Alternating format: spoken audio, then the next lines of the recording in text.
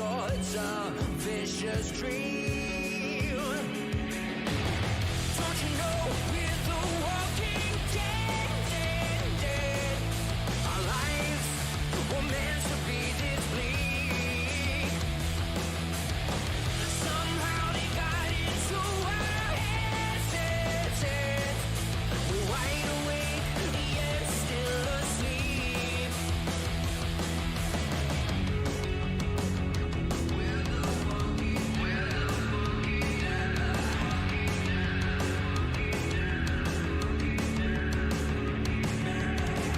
Fear and hatred, dull and jaded.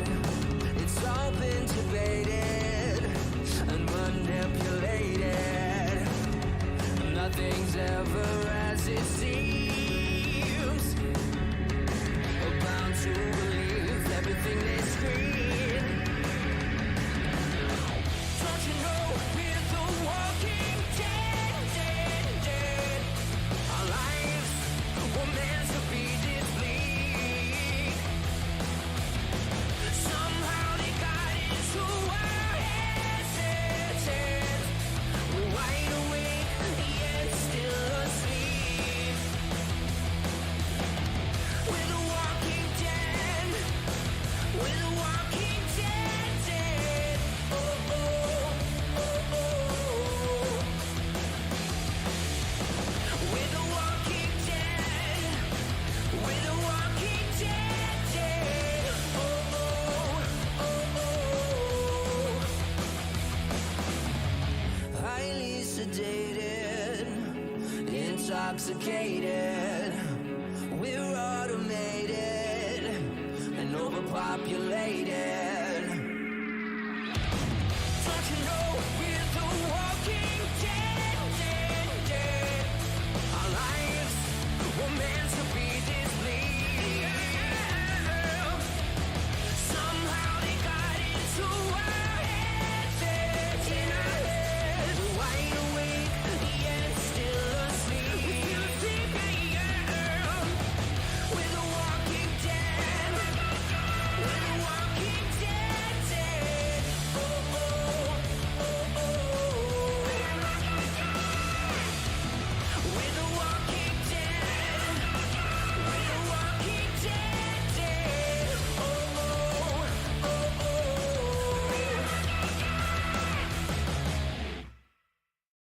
All I ever wanted was you, but you left me alone inside these empty, broken walls. And I can't see it clearly, but it's obvious. I know that you left me alone inside this empty, broken hall. And now you'll be the reason why my soul is tainted.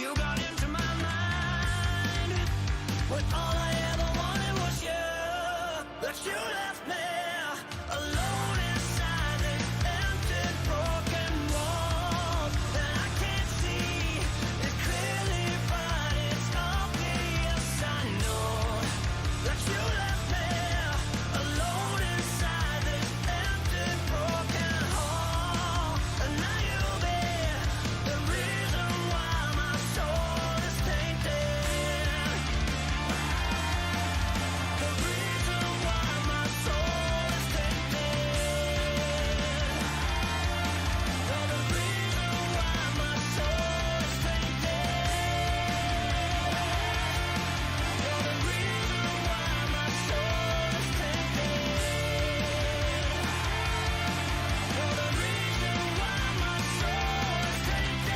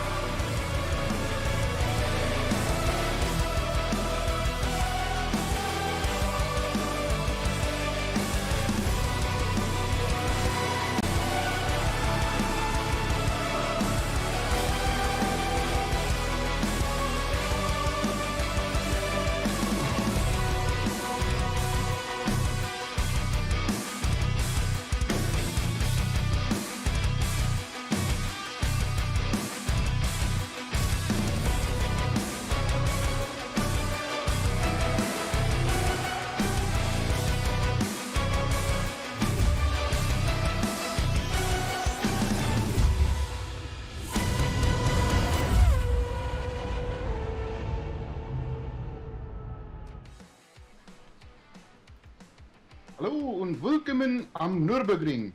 Mein Name ist JP und Alexis und Jus gesellen sich zu mir.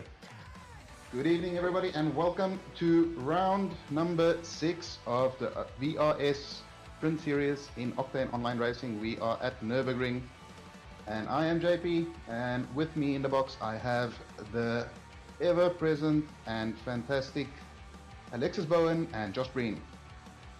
Hello, JP. I will say your German there was actually quite solid there. You got it nicely, I reckon. Yeah, I can't say I understood a word, but lovely to join you both in the booth tonight. Yeah, well, according to chat, they didn't quite enjoy it, but then again, I don't really care about their opinion all that much, to be fair. Tough crowd. JC's appreciated it. Yeah, but what I do care about is some good racing, which I think we're certainly in for. We are live for Ascari. Yeah, Ascari never disappoints. Yeah, we definitely have some of the really speedy boys in OOR fighting it out at the top here. So I think we're in for a good battle at the top, and certainly throughout the rest of the field as well. I wonder what will happen in regards to safety cars this evening. In Sunset last night, I think it was one of the first rounds where we actually haven't had one, so it'll be interesting to see for Ascari and God knows with Becketts. Well, I think Becketts at this stage is already guaranteed to have at least 2 safety cars. With Ascari, I reckon there could be an early safety car after turn 1 with how tight it is at the hairpin. We'll see Ben Van Dam drive down towards that hairpin very shortly as he starts his first lap in qualifying for Split Ascari in the Simrigs Octane Online Racing Sprint Series. It's a very tight hairpin through there at turn 1. The lesser known Van Dam. But yeah, it's a fantastic track. I mean, we've seen some opinions, and I've certainly in our team chat seen some opinions regarding the track. Not all of them were exactly glowing. but what are your guys' opinions on Nurburgring as a track, not including the abomination that is the Nordschleife? Well, I mean, the first sector, you can make or break the whole lap. Like, there's so much time to be lost. And I actually noticed during the race, like, I had a decent quality for me, but I found during the race when I had to do an early pit, and so I got blue flagged, and I was behind the Senecas brothers, and I picked up a couple of tenths just by seeing slightly different approach he took into turn 3, which was really cool. So yeah, I think sector 1 will be big for quali. Certainly. I mean, I've always had a bit of a hit and miss relationship with Nurburgring. Sometimes I've really liked driving it, other times it's just felt like a bit of a chore.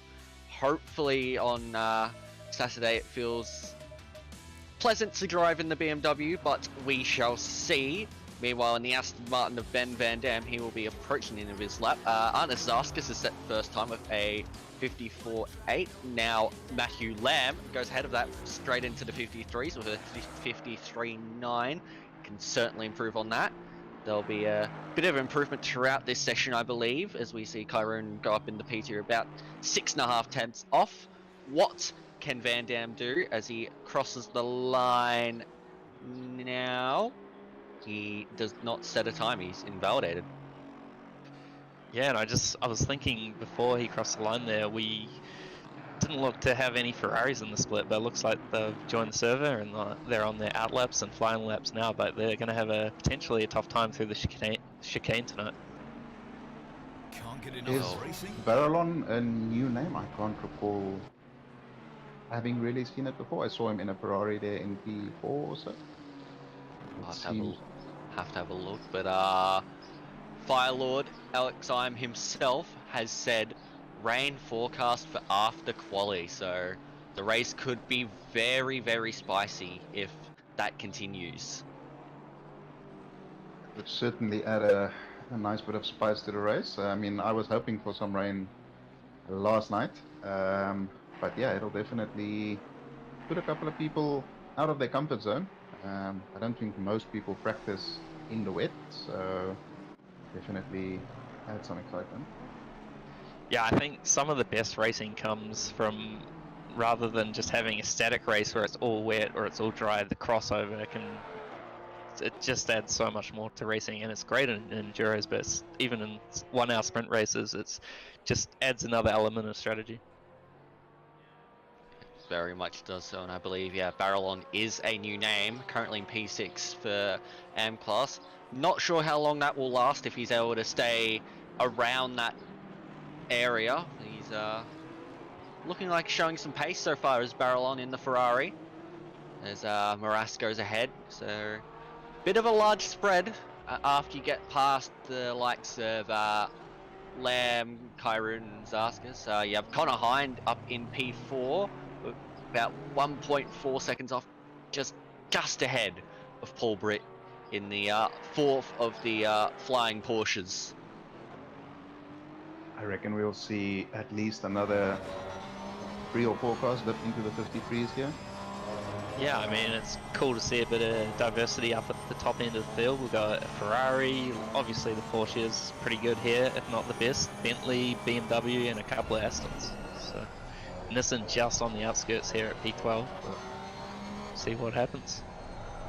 Yeah, I mean, last night Ashlyn showed that either Ashlyn can do amazing things or the Nissan can do amazing things, but between the two of them, they managed a strong result, so it doesn't appear to be the worst car. But yeah, certainly the Porsche is a very strong car here, as well as the Honda, as we see Matt Nipris moves into P4. One thing I couldn't believe last night was, I mean, it's pretty consistent across all tracks, but just the acceleration of the Audis, especially out of this hairpin right now that we're on board with Britt, but he's obviously in the Porsche. But yeah, the Audi acceleration was ridiculous. It's fun when you, as we see a typical Porsche moment there as we go on board. Yeah, a little bit crossed up.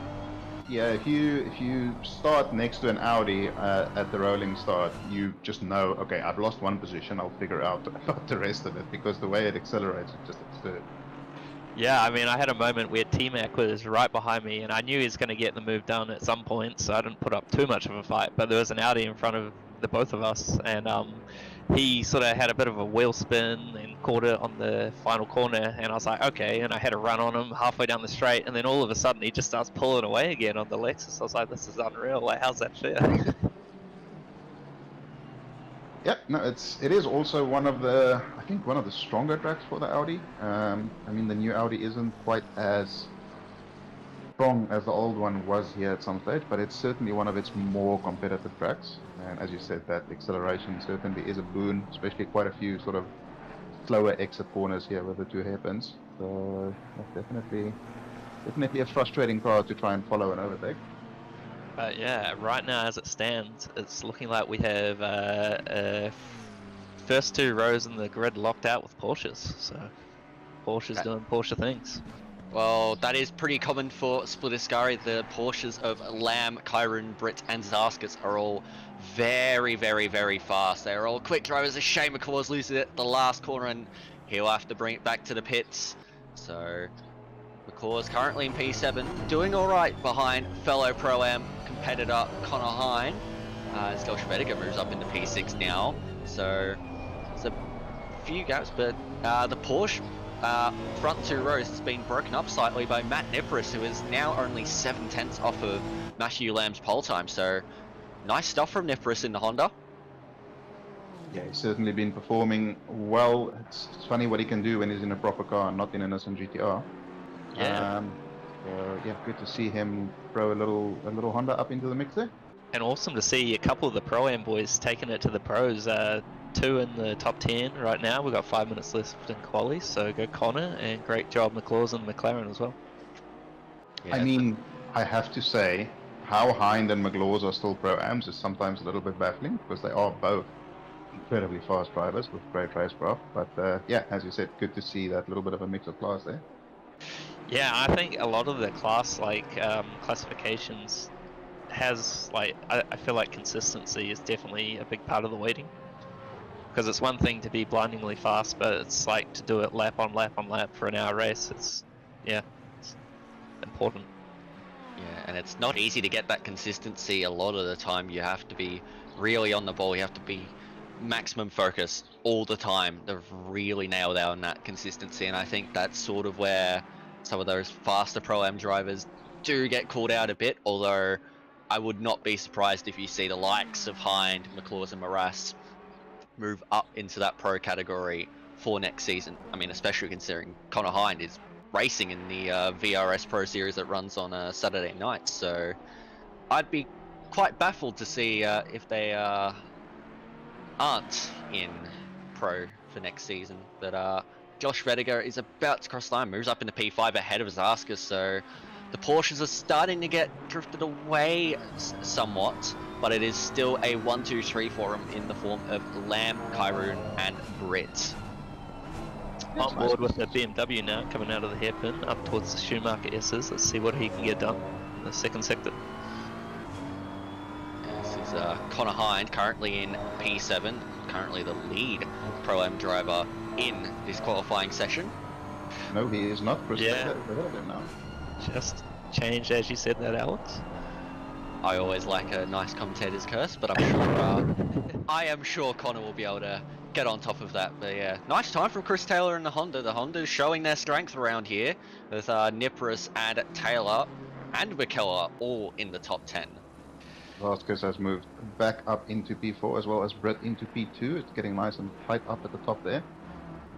Got a question for the both of you actually. So talk earlier about rain. What cars do you think will come out on top if we do have a wet race, or a potentially partly wet race? Obviously the Porsche will have a lot of traction out of the corners, but what else do you think will do well? BMW and Aston are probably, from my experience, the two strongest cars in the wet, along with the Porsche. Honda is fast in the wet, but quite exciting, I would say. Yeah, absolutely. Certainly a bit of spice in the Honda, but I definitely agree with you there, JP. The BMW, Aston and Porsche are probably your best bets, and at the moment it's Porsche 1, 2, 3, 4, so they should not have any issue if there is a bit of precipitation, as Matthew Lamb goes faster with a 53.4. Just Very furthering racy. his stranglehold on this field, the championship leader, and Quite yeah, the margin too, with half a second. It's nothing to sneeze at. I mean, he is qualifying. currently sitting P3 in the Pro Series, I think, as well. Or well, he did have a poor result in Monza after some hardware malfunction, but he was running third in Monza and he finished third last week at Silverstone as well, or 2 weeks ago. So certainly no slouch, and he's definitely proving that with quite a dominant qualifying performance so far.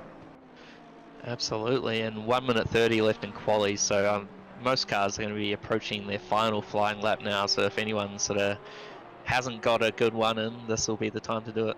Otherwise it might be a bit of a last first. And in chat we had a poll to see who is going to take pole position, and it seems as though, quite controversially, the Porsche has taken it slightly with half of the votes, with a Porsche in second position as well. So, ooh, Matt Lamb doing Porsche things. How did he save that? Nice save. That was. He just recently got a new wheel, so let's say that's all down to the wheel and nothing to do with skills whatsoever. That's all just hardware. It may seem that the top 10 is quite fairly separated, but once you get from like P9, P10 down, it is super, super tight. Like, yeah, gaps are very, very minuscule once you get towards that mid-pack. There's some quick drivers in there. I think one that sort of surprised me a bit in this session is Callum Gibbons down in P16. He's not quite been able to get a handle of that Honda so far, with 3 other Hondas in the top 10. It'll be nice to see him move up a bit more, but we shall see what happens with Gibbons. I did see earlier that Kai Rudin got ahead of Britt in the standings.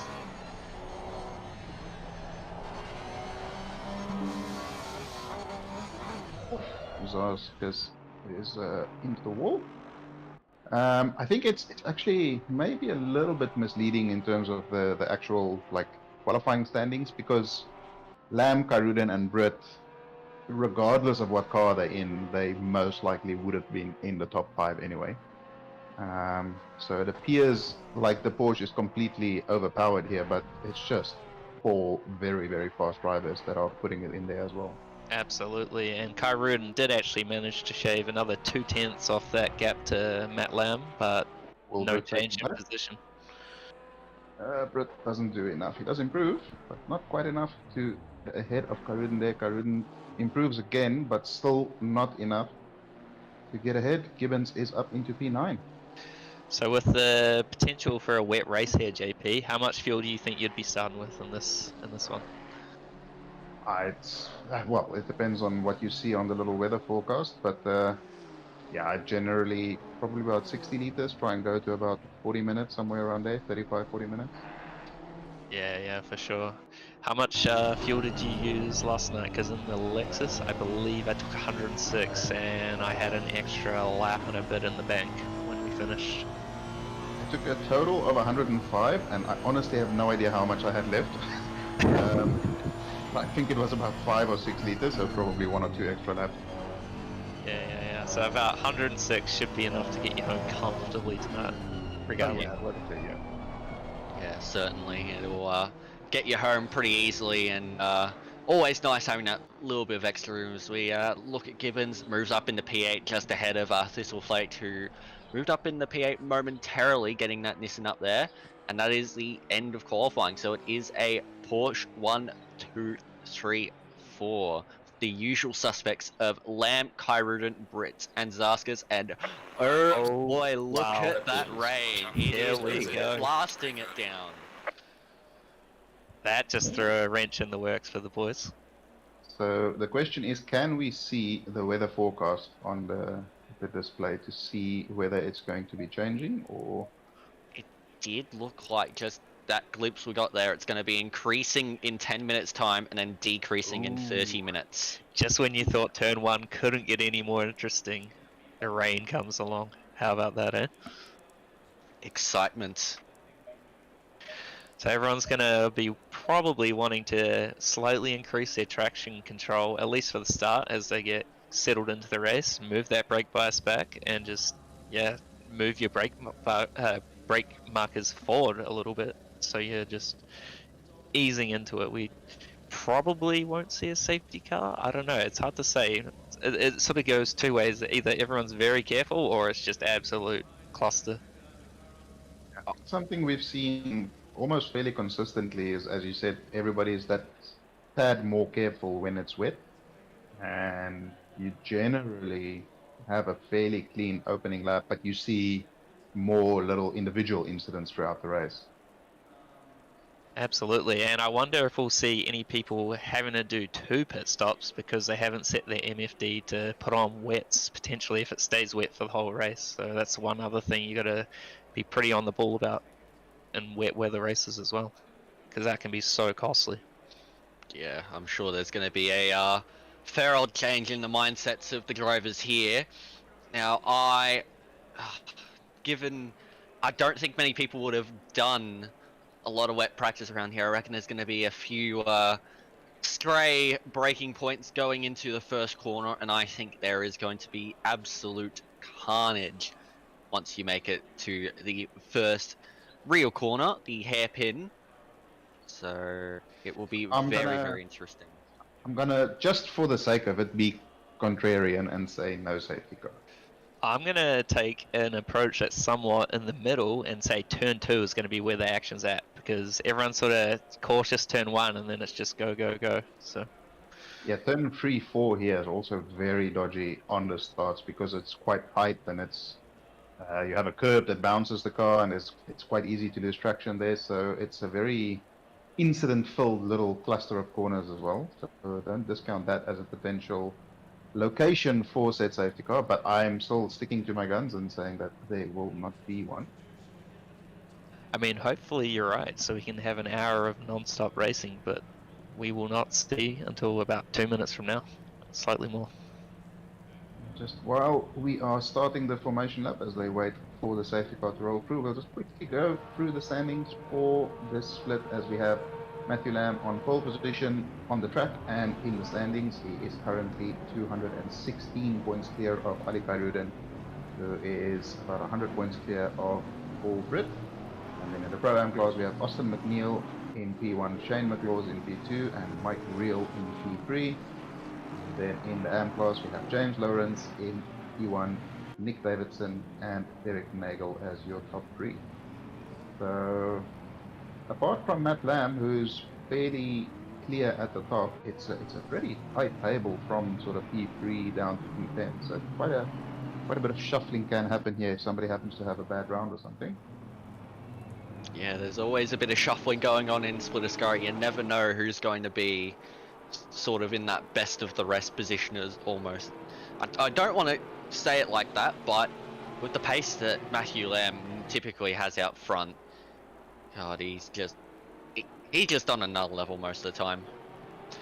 So I would assume the safety car would also be running wets right now. It's looking pretty pacey if it is on slicks.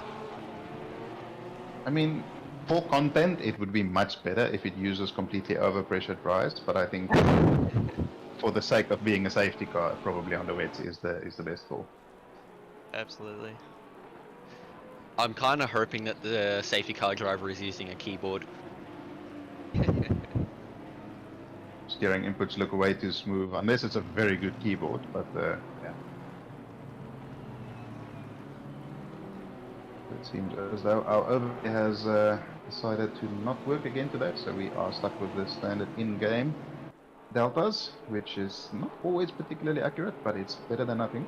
So yeah, this is going to be an interesting race. And just to go through your starting grid as well, we do have Matthew Lamb on pole, Ali Khairudin in P2, Paul Britt, Arna Zarskas, Matthew Nipperis, Connor Hind, Joshua Vettiger, Callum Gibbons, Cameron Thistlethwaite, and Chris Taylor as your top 10. Interesting top 10. 4 cars out of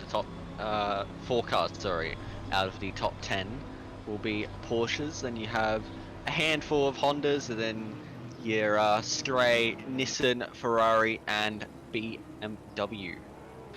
Yep, and as we come up towards the chicane, the boys are 2 wide and double file behind the Chevrolet Simrigs safety car, getting ready for the race start. Yeah, absolutely. As we come through the little chicane here, I think we're going to give this one to Joshy Breen to run us down into the first hairpin. Very good, very good. But yeah, let's take it easy here. Split Ascari or work your magic. Pick your choice. Around the final corner.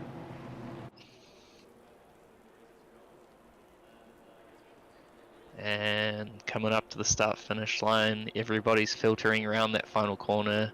Leaders maintaining a nice steady pace, and we're away. Ooh, up the inside maybe. Just having a look. So we will need to break before the 100-meter board here, but so far, oh, yep, looking good, at least the first half of the grid. But turn 2, 2 wide, not too bad. 3 and you'd be pushing your luck, I would say, Alex. But so far, looking like, oh, no, there's a little bit of yellow in the back, you can see on the mini-map. Well, for the most part, it's looking like everyone has kept it pretty clean. Maybe a little bit of door banging on the way, but pretty good from Split Ascari. But it is very wet out there, hey? It is certainly wet out there. It was a nice clean start, well done from Ascari, but we'll see what happens as we progress into this race, because these conditions are going to catch quite a few drivers out. It's tricky to adjust going from a dry qualifying into this wet race. Yes, we only saw one little yellow flag at the back there. They seem to have caught back up to the field, unfortunately avoided the safety car. So I'll take my, I don't know what the bet was. Oh, that's... Oh, and as you say that, oh, yep. Ascari.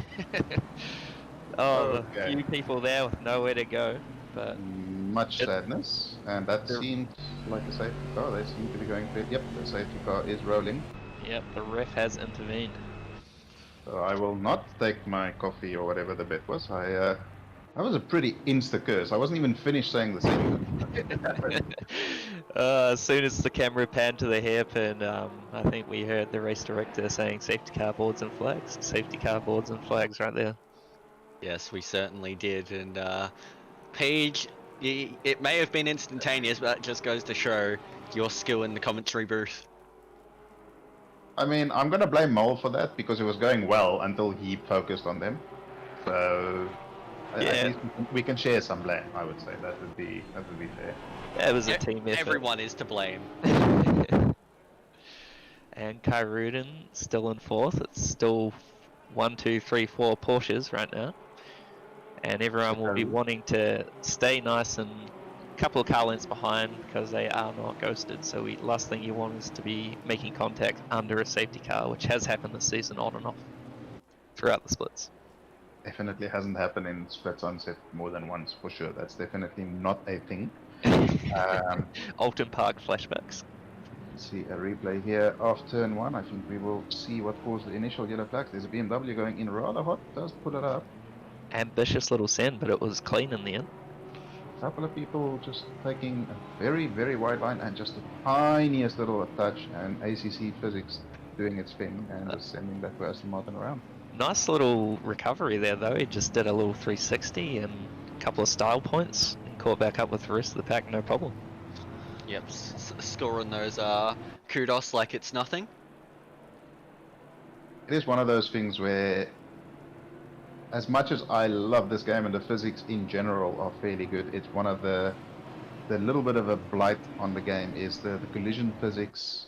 Sometimes just like that little tap gets so exaggerated, and oh, it's ridiculous, and it's for sure worse with higher ping, especially if two cars have high ping. But yeah, it's one thing that could definitely be improved. Yeah, it's just those little contacts can cost you so much, and it's unfortunate when it happens, but they're the sort of conditions that you have to account for when you're playing these games, unfortunately.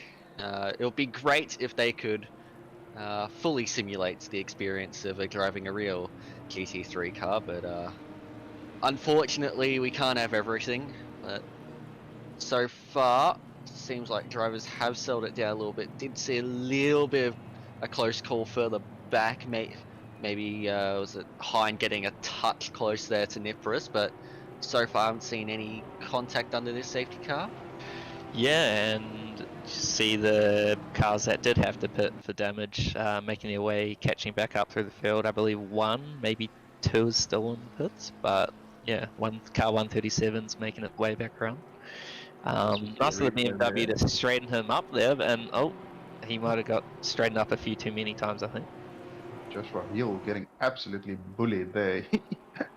He was just, everybody was just getting him out of the way. It seems as though it started with a little bit of a late move from the Lexus that forced the Aston to just dip a wheel into the grass, and that sort of set off a little bit of a chain event, which led to Hill getting nicely saved.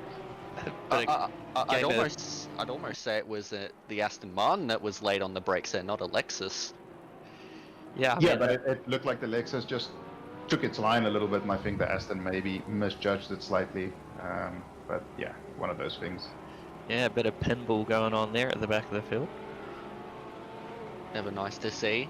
But it's maybe one more lap on the safety car. You can see car 150 is making its way around the hairpin now, so I'm assuming they're not... Yeah, that is the aforementioned bullied Porsche, so I'm assuming he had a fair chunk of damage to repair there. Yep. His engineers and mechanics were just putting the race tape on that thing. Well, it is, if the rain continues for the whole race, which I'm not 100% sure at the moment in terms of the prediction, but he's in a fairly decent position. If he has fueled until the end of the race, he can run until the end. Tires won't drop off that much in the wet, so he should be liable to make up a fair chunk of positions as things play out throughout the race. So not the end of the world. Yeah, it's hard to say with this non-static weather because the pit window is open, so technically you could pit as the safety car's in, I would say, this lap, but that's still to be advised. But yeah, you could potentially make it home, but you're taking quite the risk. If it does dry out and you're still on wets, you're going to be super compromised towards the end there. Yeah, absolutely. As we get a replay of the start here, a little bit of a quick move across there by Karuden to try and block Britt. Not quite effective. Britt still gets the inside, and he's a little bit deep on the brakes. Very small amount of contact there, just a little bit of a turn one touch. And you see Nipris here looking for something on the inside, but unfortunately runs out of space and then gets just squeezed a little bit wide. And that allows Britt and Zaskus to get through as well. Some nice side-by-side racing there, though, eh? Certainly. It's a great side-by-side, and as you can see, Nipris just gets that little bit extra loose, almost pushes Kyrun onto the grass, and Kyrun tries to around the outside, can't get it done there. He does eventually get past the Honda. He does.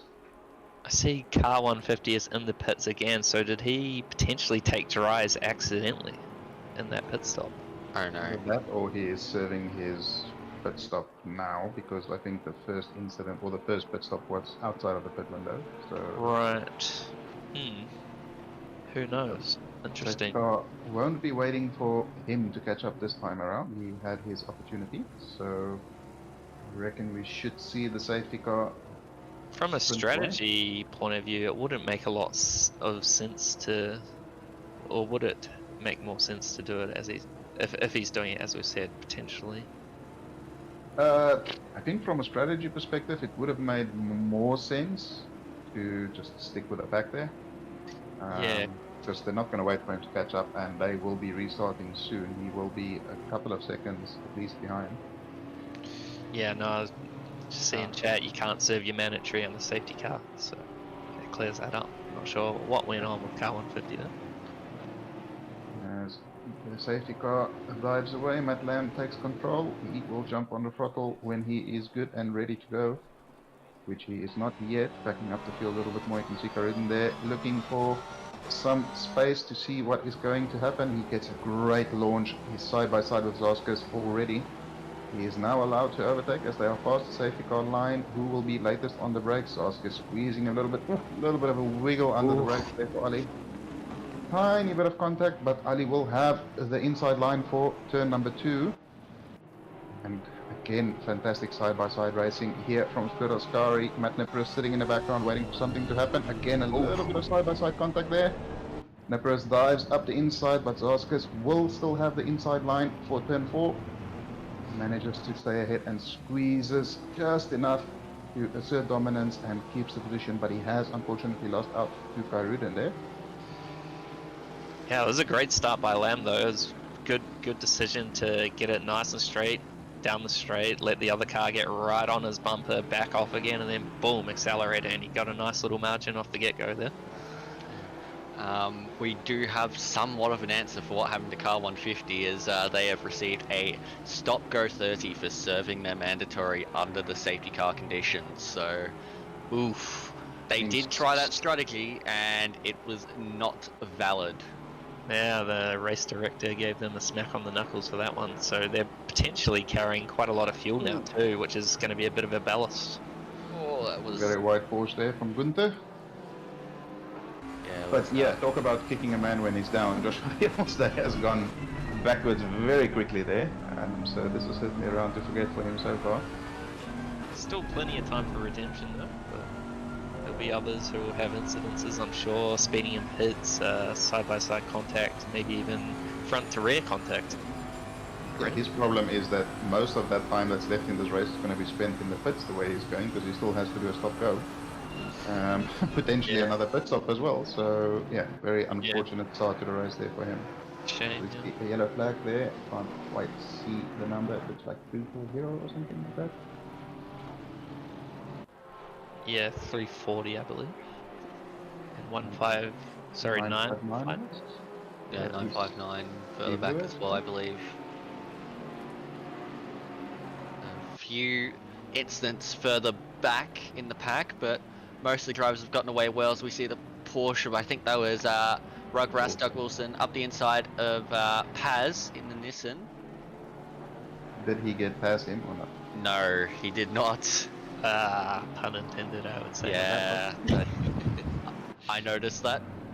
It's a game our Enduro team often plays when we're racing around. We see other people's surnames on the MFD and we just make each other roll our eyes. It's a good way to pass the time. I mean, Matt Nipper is Mr. Nipples in our chat, so... Oh, that's a bit wide there by McKellar, but he keeps it on track. Nice drive to go up inside. That's very wide line there by the Aston Martin. Manages to hold that position from the Ferrari behind him. Like, Oh! Oh, that's a shame for that. Oh, real okay. shame. Okay. Can we go back quickly? Fucking hell, okay. That was a much bigger incident than I thought it looked like. Yeah, there was a lot of cars involved. Looks like there was just a few issues with traction maybe, and also holding brakes as well.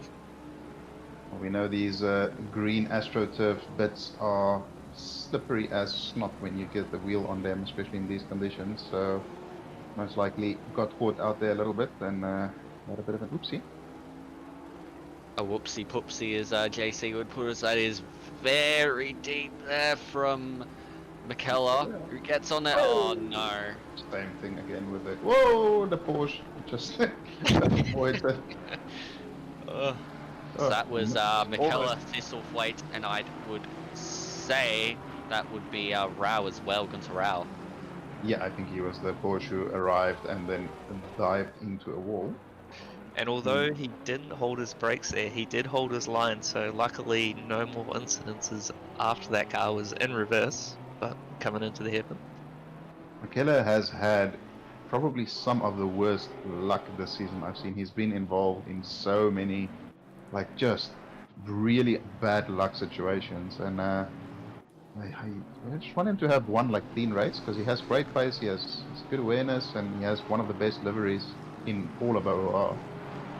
It just doesn't get a good race. And the Nissans are doing quite well here. 11th, all 3 wide. Clean though, Aston and Another Yeah, I think Barrelon was quite compliant there. He dove out of the way after that rather exuberant send up the inside, I would say. But Mike Real manages to pull it up and hit the apex. So all in all, that's a great move. Yeah, and I just saw the marshals were waving a blue flag there. I don't quite have the data to show who it was aimed at, but it seems to have let the cars through that needed to be let through. Oh, that may have. Oh, that Ferrari is not Barrelon. That is Lewis, who was involved in the earlier incident. So that would be a blue flag. Ah, right. But anyway, speaking of, can't block there, mate. Yeah, That can't is- block there.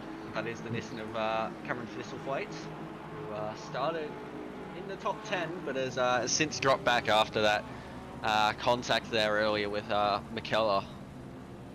maybe carrying a bit more damage than he anticipated. Maybe he just didn't get quite the steering that he was expecting.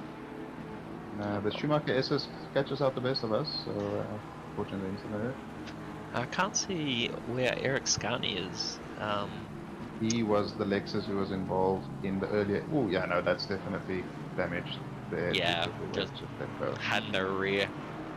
We're seeing some penalties come through now. 15-second for Jay Fleming down in P25. Car 505. I would not be surprised if that is either for damage or race start infringement. It is causing a collision on lap 1. As we take a look, this is the car of Eric Scarney, I believe. It is indeed. The shoeies on the side of that. Take a look, see what happened. I mean, I guess. Wrecked on the curb. Yep. Yep. Can't do that. So that's a shame for Eric. 505 Fleming, is that the Vettel? Well, I think that was. Yes, I Aston who believe was it is. involved As in we the- see another Aston Martin run off, that would be Morass. He's just lost it at turn 3. That is easily done.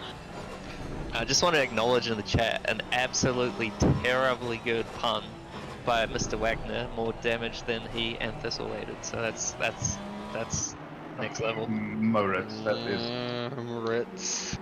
I mean, I applaud you, but also get out. Thistlethwaite has served as mandatory, or he's serving it as we speak. Yeah, I think he has a fair chunk of damage to repair as well. Just took a look at Morass having a slight go at Real, lost time going side by side, and that's now opened the door for Gunther Rao to maybe have a look, but no, can't make anything done. But he wants to have a dive down the inside. You're not going to get anything done there, unfortunately. But Rao looks quick behind the slightly wounded Aston of Morass, who we are now going to see what happened to Morass earlier on at turn 3. Just looked like he may have lost the rear on the curb. Yep, nail on the head, but he did catch it. Yeah, otherwise he would have been Be straight going. into the wall. But you can see there's a little bit of a dry line forming on the track now, but I've got a question for you, JP. Aside from your standard, moving the brake bias back, up in the TC, maybe the ABS as well, if you were in a race like this, do you make any setup changes pre-race? Would you lower the rake at all? What would you do in this sort of situation? Would you keep it as is? When you consider that I know more about Roman mythology than I do about Spa setups, I do not change anything. I adjust the TC up a little bit and the ABS. I don't touch the brake balance in these conditions, and then I just drive the car. Easy as that, eh? It's just drive faster, eh? I mean, to be fair, the Aston and previously when I was in the BMW, they both have absolutely amazing traction control settings, so they're not that much harder to drive in the wet than they are in the dry, from personal experience, really. 2 secs, JP. Here's just a replay of what happened to what's that? Is that possibly what Van Dam? Or was that Does look like Van Damme's livery, maybe. Ooh, that's want to poke a nose up in there, Mr. Barrelon. Just to pull it out. we do have a bit of news. Rain is clearing in 30 minutes. Oh, so I think is that ending in 30 minutes? Or? Yeah, rain will be gone in 30 minutes. So the track will probably be wet for the remainder of the race, and so maybe when you take tyres you'll go slightly lower PSI, but you probably, you'd just take wets somewhere in the middle. Yeah, absolutely. Stay under wets. If it's 10 minutes, these wet tires can take a fair beating in terms of overheating without having too much issues. So definitely, For depending sure. on how long out it finishes. But if it's 30 from now, then yeah, certainly get onto the wets. Definitely. So yeah, and in terms of the rest of the race, Matt Lamb has completely cleared off. He's racing GT3 while everybody else is in the GT 3.5s. But between Britt, Kairunen and Zaskas, it's a fairly close battle there. Nurburgring has dropped off a little bit, and then there's a little bit of field spread taking place all the way down the top 10, 11-ish. And then 14th and 15th is probably closest battle for position on track at the moment, really. So not the tightest race so far. Yeah, it's a tight battle forming between McClaw's, Barrelon and Apreciado. I'll just say, Barrelon's having a nice performance so far in the Ferrari in P14, doing nicely compared to his AM compatriots. But yeah, certainly showing some real speed in these tricky conditions. Yeah, I wouldn't absolutely. expect the Ferrari to be very compliant with these conditions either, given it's already quite the loose car to handle. But Barrelon's having a look up the inside of McClaw's, brakes real late, too late unfortunately, and has to concede position to Apreciado as well. Good awareness there not to turn in on that though. He obviously saw what was happening, anticipated, let him send it through, and just carried on. I'm sure Wilco Apreciado's that. But yeah, he's definitely having a good debut so far. That was a slight little misjudgment there, but easily done in these conditions. Yeah, I mean, Apreciado is so far front runner in terms of the Astons. So Aston 15th, 16th, and 17th. And I'll update to 14th, 16th, and 17th you will find at the next sector split. It's certainly not the Aston's strongest track. It feels it's good in race trim, but that was a bit deep there. This is for P2. This is between Kairunen and P3 between Zaskas and Britt. Zaskas is just holding on for now. That got very, very tight. I'm wondering if Zaskas or if Britt had a moment or something, because he was ahead of Zaskas, was he not? One thing I just noticed, there doesn't seem to be a lot of Audis in the split. Nope. Seems to be a severe shortage of Audis in Split Ascari, which is always nice to see. Absence of the rings. But yeah, there's no Audis. Not No another Lamborghini either. So Well, maybe yeah, that's not super surprising. The Lambo is, I think it's run its course a little bit. It would be great to see the new one come out in the next lot of DLC along with the Porsche and the Ferrari 296. I think that'll be awesome for the game. Just wanted to ask that when we were on board with Varlon earlier, is which one of the three is your most, or which one do you want to try the most out of the three? I know it's not the Porsche, because no. Certainly the Ferrari. Yeah. Yeah, I think I'm the same as Alex. I mean, I started off, when I first got ACC, I tried the Audi, I liked it. Then I went to Ferrari for my first season in Rookies, really liked it. And then sort of went off it as I started to get a little bit, I wouldn't say faster, but less slow, because the suspension on it is terrible. But I think the 296 is going to be awesome. I would say it sounds better. I don't know if it looks better particularly, but it definitely sounds better. And I think it'll be cool. Yeah, I'm in the same boat. I reckon the new Ferrari will be the car to pick, but there's some penalties coming in for the race start. We have car 66 with 10 seconds for speeding at race start, and then 16, 195 and 89 have also received 10-second penalties, this time for out of position at race start. As we see what happened to Britt through the chicane, keeps it tight, gets loose on the rear end, manages to sort of save it, and that allows Kai Rudin and Zarskus to get through. So best thing you can do there is just lift, get it straightened up, and then try and get it back onto the black stuff as fast as possible. If you stay in the throttle there, you're doing the spin 100%. So we just see Mod Shaz and Redzar run very, very deep at the chicane in quite a magnificent livery on that Honda. Ooh, no, that is not magnificent, honestly. And it doesn't belong on GT3 cars outside of Japan, okay? But to get back to Paul Britt, that was a very good save. He did very well to keep that out of the wall there. Yeah, especially given the Porsche and its deadliness. Yeah, I mean, it wants to get sideways on a dry track half the time, hey? So, great save.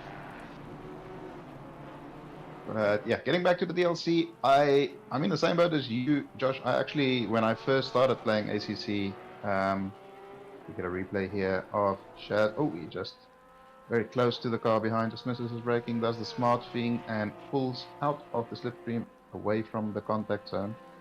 But yeah, I started with a Ferrari, and then I was lapping Silverstone, and I couldn't break a 2-minute. And I thought, maybe let me try another car, and I tried a Bentley, and my very first hot lap was a 59, so I was like, maybe the Ferrari is not wrong.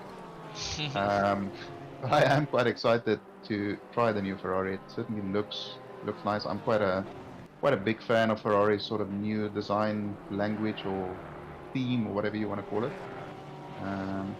Darkus has had an incident as well. He has dropped to P8. Yeah, he's behind Gibbo at the moment. Yeah, I would say Lambo is going to be really cool too, because I feel like the Lambo is just such a cool car. If I could pick any of the GT3 cars to have in real life, I think I would probably go with the Lambo. It's always a debate. I would still say Bentley, because I can still go shopping in it. It's practical. Yeah. We get a replay here of Honors coming through 10, 10 or 12. Oh, just the car keeps rotating. Does he keep it out of the wall? A little bit of front damage there, but he did well to mitigate as much as he could. He had tough conditions here for Split Ascari, but for the most part, all doing pretty good. Just got to keep off those curbs under braking and under acceleration. Coasting isn't so bad, but you are playing with fire for sure.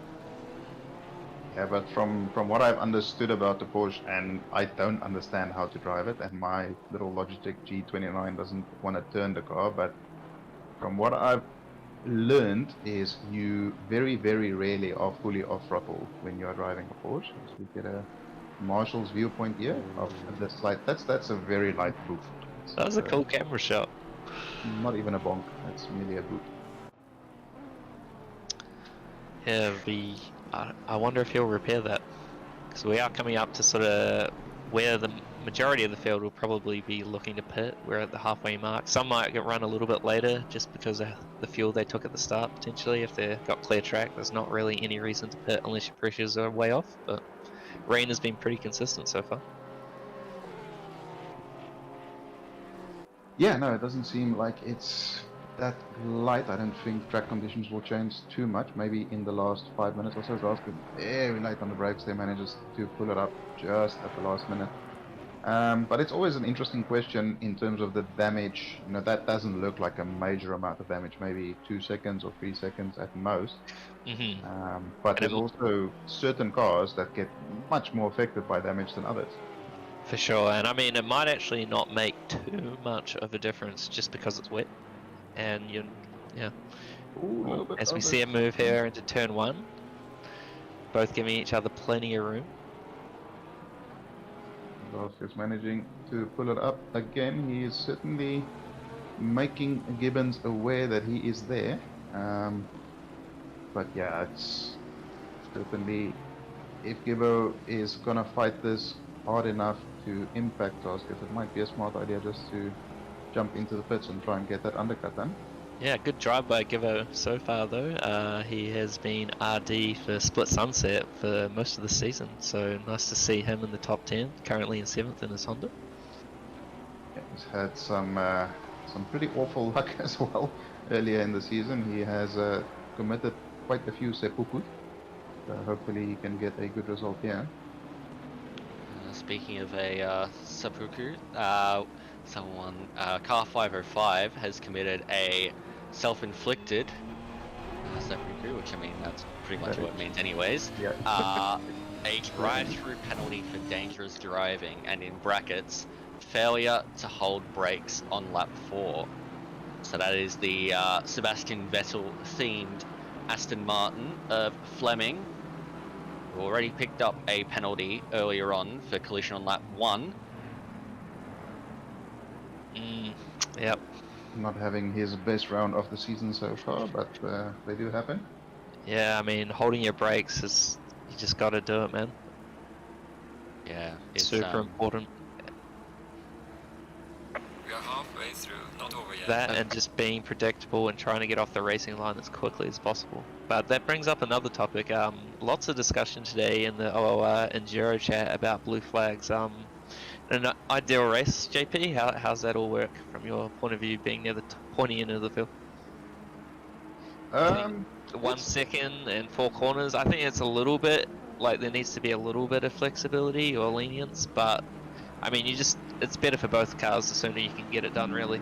But yeah, I think as discussed in chat as well, there's the 4 corner rule should ideally be applied. I know there's obviously certain occasions where that's not entirely possible, but I think in 95% of cases it is possible. I think the biggest thing is from both sides, from a lapping car and from a lapped car perspective, is you obviously want to lose as little time as possible. absolutely, yeah. And what happens a lot of time is they try and be too smart or too aggressive from both sides, and then both sides just end up losing much more time than was necessary. So, I mean, it's just using a little bit of common sense and being very, very aware. I mean, when we're driving the car, even if we're lapping cars or if we're in a battle or something, we always have at least one person with you, constantly updating you on gaps, checking other people's pace and lap times and stuff like that. So I think it's a bit of a team effort, really, to manage it effectively. Yeah, and it's just got to be sort of a mutual sort of agreement by all the drivers, just what to do, be predictable, and just sort of try not do anything at the last moment. Yeah, I think sorry, Alex, go. Yeah, it's one of the key things you've got to do when you're driving. You've got to, being quick is one thing, but if you're not predictable on the racetrack, then you're not really going to get very far, because all that's going to do is just cause confusion amongst your cohort, and from there, that's when the crashes start. For sure, and nice little drive here by Connor Hine, P6, currently first in Pro-Am, and then C. Taylor down in P9, so we've got a few of the Pro-Am boys punching right now in the wet race. Yeah, it's good to see Alex Pass has had a good season so far. He's running in P11 at the moment, nipping at the heels of that top 10, about 3 seconds behind Benjamin Piper, but we still have the pit stops to play out, and that is generally, especially at a track like this with a very tricky pit entry, it's something where you can make or break your race just by trying to be a little bit too greedy or too careful. So it'll be interesting to see how that plays out. Absolutely, yeah, this is like, you don't want to be too greedy on the brakes and then have to take a left hand last minute excursion and do an extra lap because you weren't going to make it into the pit because of the barrier. I've seen that happen a couple of times, not recently, but yeah. I can't remember who it was the last time we were here. One of the top 3 drivers, he T-boned the pit entry wall, like the little divider. Came in a little bit hot and pretty much ended the race right there. So that's quite funny to see as well. Oof, yeah, and I mean it's going to be just that little bit more dangerous in the rain, as we see the cars using a little bit of curbing there, so it must be drying out slightly. Yeah, drivers also getting a little bit more comfortable with knowing where they can push the limits, where they can't. And as we see, car number 16 has received a penalty. 10 seconds, I think. Yeah, a 10-second penalty for an unsafe rejoin on lap 9. So that is barrel on. unfortunate because as it is right now, he is currently running first in the M class, so he's a great drive aside from the unsafe rejoin. He has his closest competitor about 4 seconds down the road, so not quite clearing that penalty at the moment, but there's still a fair chunk of time to go in this race. Yep, and the pit stops. So if he doesn't get moved in the pits, his opponents do. Davison second in M right now in the Mercedes. Anything could happen. He might be able to. Well, the 10 second will actually be served in the pit stop, so they will be able to fight it out on track later in the race. Yep. As we see, Sia Brooks, or better known as Dante Fighty, in chat. Unfortunately, his wheel has died, which is a mechanical failure from a sim racer's perspective, I would say. It's always unfortunate, man. It's the one benefit of driving with a G29. It's like driving a Toyota. You just know it'll work 99% of the time. So you don't worry about it. Also, I have a G923 as well, man. Do you have it on a rig, or are you also disc? No, I've evolved slightly to the rig, like the cheapest playset rig that you can get. So very basic setup, but it does the job. What about pedals? Are you still using the? Yeah, stock G29 pedals. Yeah. Nice. Yeah. JP, I would like to come in and say that unless your sim rig is homemade, it is by far not the cheapest sim rig that you can get. No, I said the cheapest play seat that you can get. Ah, the cheapest play seat. Okay, fair enough. So almost a 5 second gap now from Matty Lamb back to Kai Rudin. So Kai Rudin's doing pretty well here. To try Does to have the fastest cut as well. So I'm wondering how many track cuts people are on right now, because there can be something that comes into play later in the race, and wet track and track limits often makes it just, it can quite often be worse. yeah, it gets very strict. I think they've fixed it somewhat, not completely, but it's better than it was after the initial update. I know it used to be terrible at the Hungaroring and a few others, but we have news. Rain is clearing in 10 minutes and is very visibly getting quite lighter. So we could see some interesting action. The rain clearing very shortly as we see Chris Taylor run very deep into turn 1. Will that allow for Benny Piper to get closer? Well, it certainly will. But he will hold P8 for now as we see car 111 picks up a 10-second penalty for an unsafe rejoin on lap 5. Car 111, that is Jake McKellar. That was the little incident coming out of P6, I think, when he just put a wheel onto the curb and absolutely yeeted it across the track. Yes.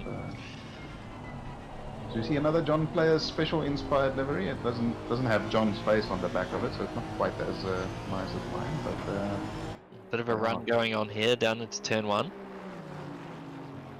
This is Mod Chaz and Reds are in the Honda, currently in P20, as you can see in the bottom right screen.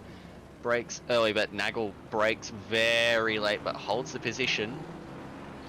Nice, cautious, probably a little on the overly cautious side there, but it's much better to tuck back in behind than just send it in and T-bone. As we see 2 wide into turn 1 here. Kidman there just turning in a little bit too sharply and compromises himself and loses a position there to Wilson in his Space Mobile. It's a pretty out there livery, that one. Prabhu Shibian, I honestly, that's not a word, that's not English, but yes, there is one Bentley and it's currently running in P8, I think he's I want to say. 9? P8. He's doing really well. Yeah, I believe Benjamin Piper is currently in P9. That is our sole Bentley, I believe, for Split Ascari. The 2 Nissans were running P11 and 12 earlier before the unfortunate incident. Well, I don't know if you'd even call it an incident. I call it a curse from Josh, because he was saying, look how nicely the Nissans are doing they are now. Eric Scarney just hanging on P30 right now, but he's trying to make a comeback. He still has a pit stop to serve as well, so he will certainly drop down a little bit from that. Car 25 with a 10-second penalty for speeding in the pit lane. Hate to see it. Such a That is simple thing to do. Andre Seville. There's still quite a lot of people with 20 minutes remaining who haven't pitted yet. I mean, I'm assuming people having seen the rain prediction and stuff like that maybe feel a bit longer, try to run a bit deeper into this race, try and anticipate the weather. I don't think anybody would have felt long enough to get to the end of the rain and then pit for prize, but no, there wouldn't really be much strategic advantage to be gained out of that, I wouldn't think. Coming around the final corner now.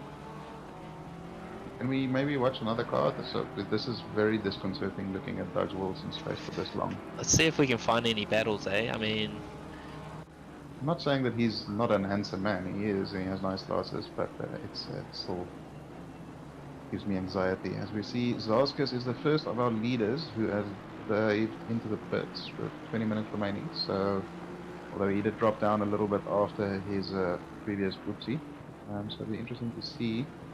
Matt Nipper is running in P4, and Josh Wettiger in P5. He's done very well dragging that Ferrari up there as well. yeah, and I mean, as we sort of get up here, it would be quite cool if Moles could pull some strings and maybe we could go on board for a pit entry and just see how that goes. Always, I love a good onboard shot. Car 66 has received another penalty for a collision that's 52nd. That is going to hurt Barrelon's race even more. He will be up to 25 seconds worth of penalties, which is going to drop him right down the field. On board with real here, so could be a good idea to pit.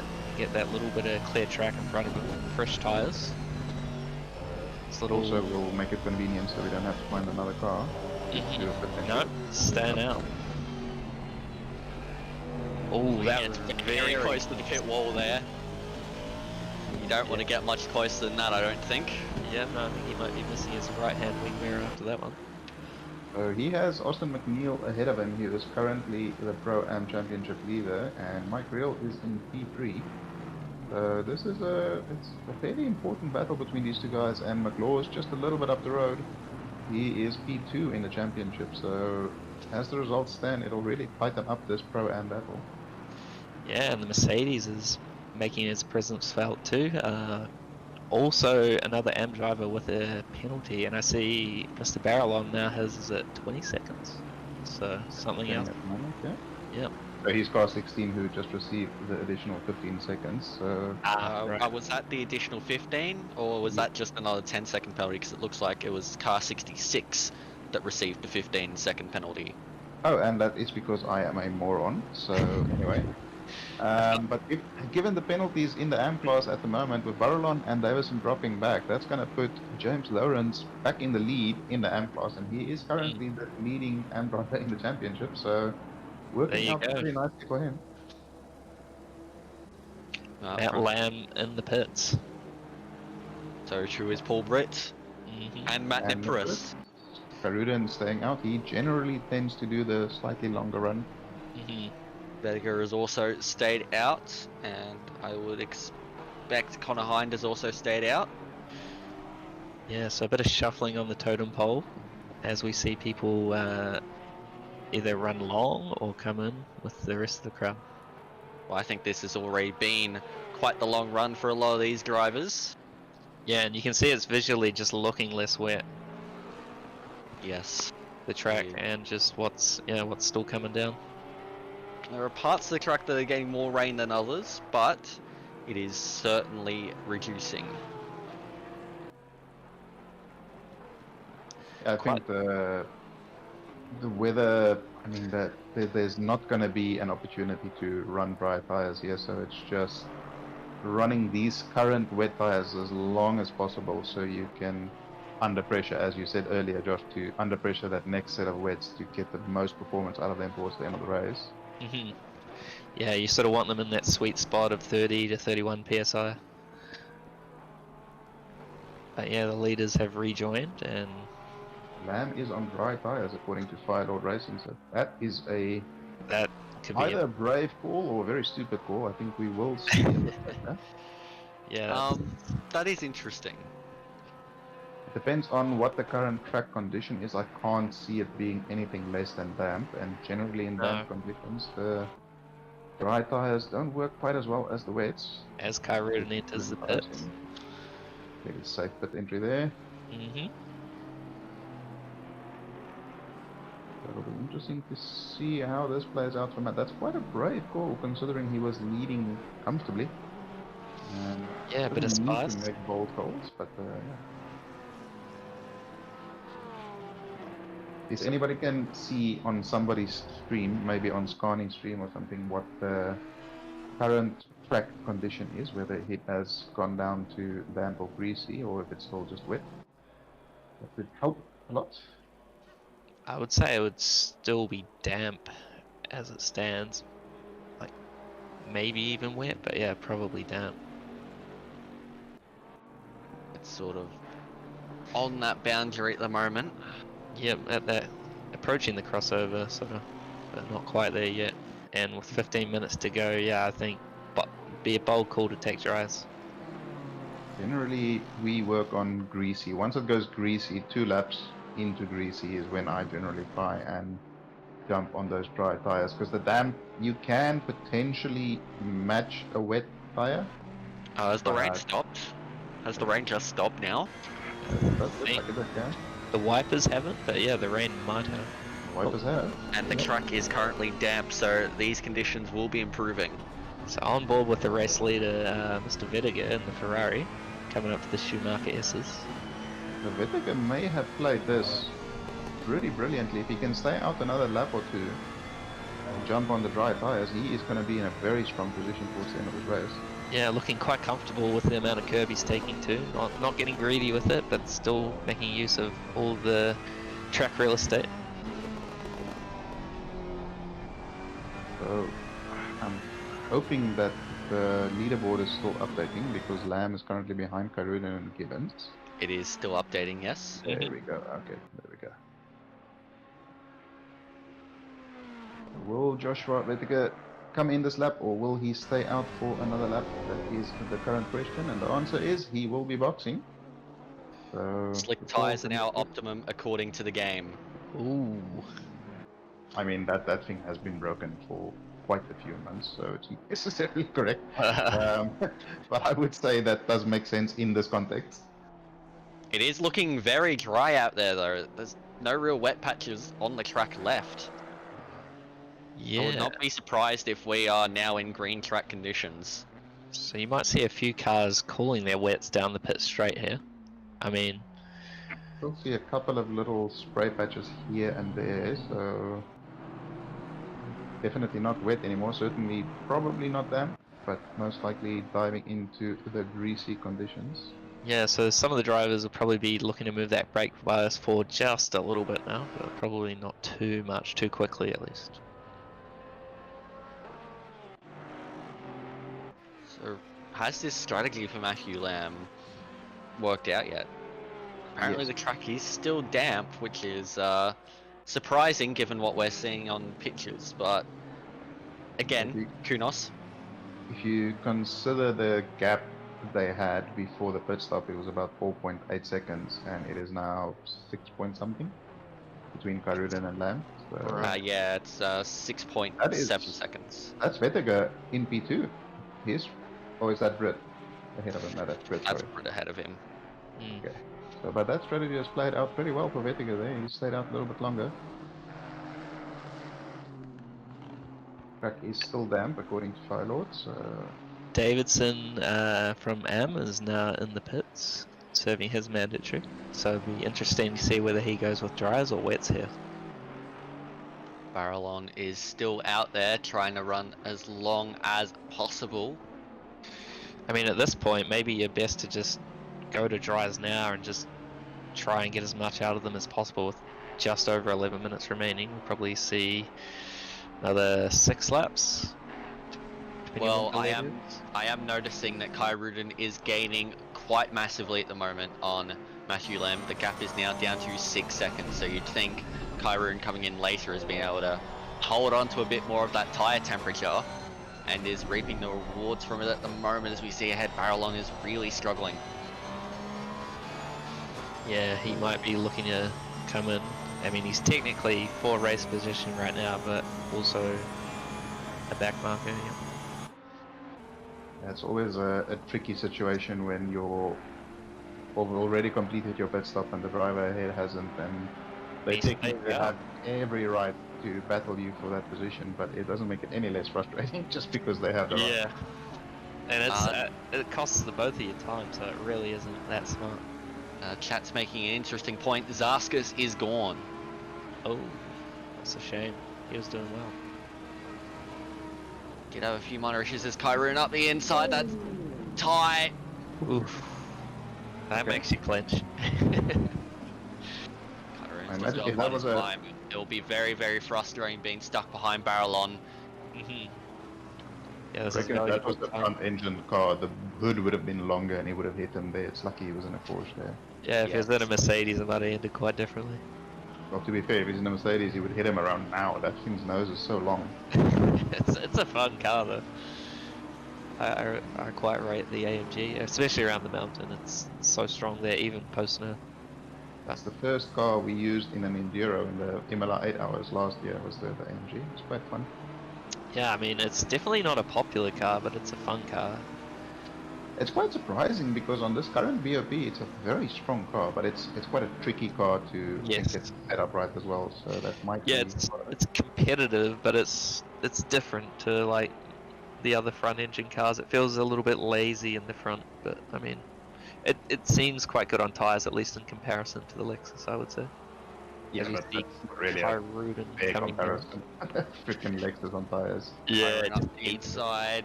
too wide. Oh, it's tight. Oh, here we go. That's not good. But he That keeps was it off always the going to wall. happen. That's a shame for Kyrun. Oh, nice. He manages to rejoin that. He'll be frustrated right now though. Oh, certainly. He's still in P3, but his chances of winning this race have gone from 1% to 0%. Yeah, that's tough for Kyrun right there. But luckily, it looked like it would have only been side damage, and it's probably not too bad. But yeah, his chance of winning the race is pretty much off the cards after that one. So that's a shame for Kyrun. Certainly not a big impact, but has an impact on his race for sure. Unfortunately for him there, as we see Real on the back of Van Dam here, trying to make up some positions in the Pro-Am Plus. Alex Bass, currently our lead Pro-Am, I think. No, Connor Hind would be in the BMW up at the top, and Christopher Taylor as well. Bass currently on the Pro-Am podium. Sorry? Meanwhile, Anastaskas has jumped into the chat. He has said, wrong strategy, jumped on slicks, hoping for track to dry out, but it didn't. Ended up getting 2 punches in about 5 seconds behind pace. That is frustrating. Oof. That's interesting. So he employed the Ferrari pit strategy team then, or? Oh, that's a bit of spice there. We have a tight little battle here between Gibbo and Piper. Half a second between the two of them at the moment. Great drive by both of them so far. And Yeah, then Piper, edge of the top 10 there. as we said earlier, Piper has put that Bentley in positions where it doesn't necessarily should be there, but he manages to get absolutely everything out of it and competes very well.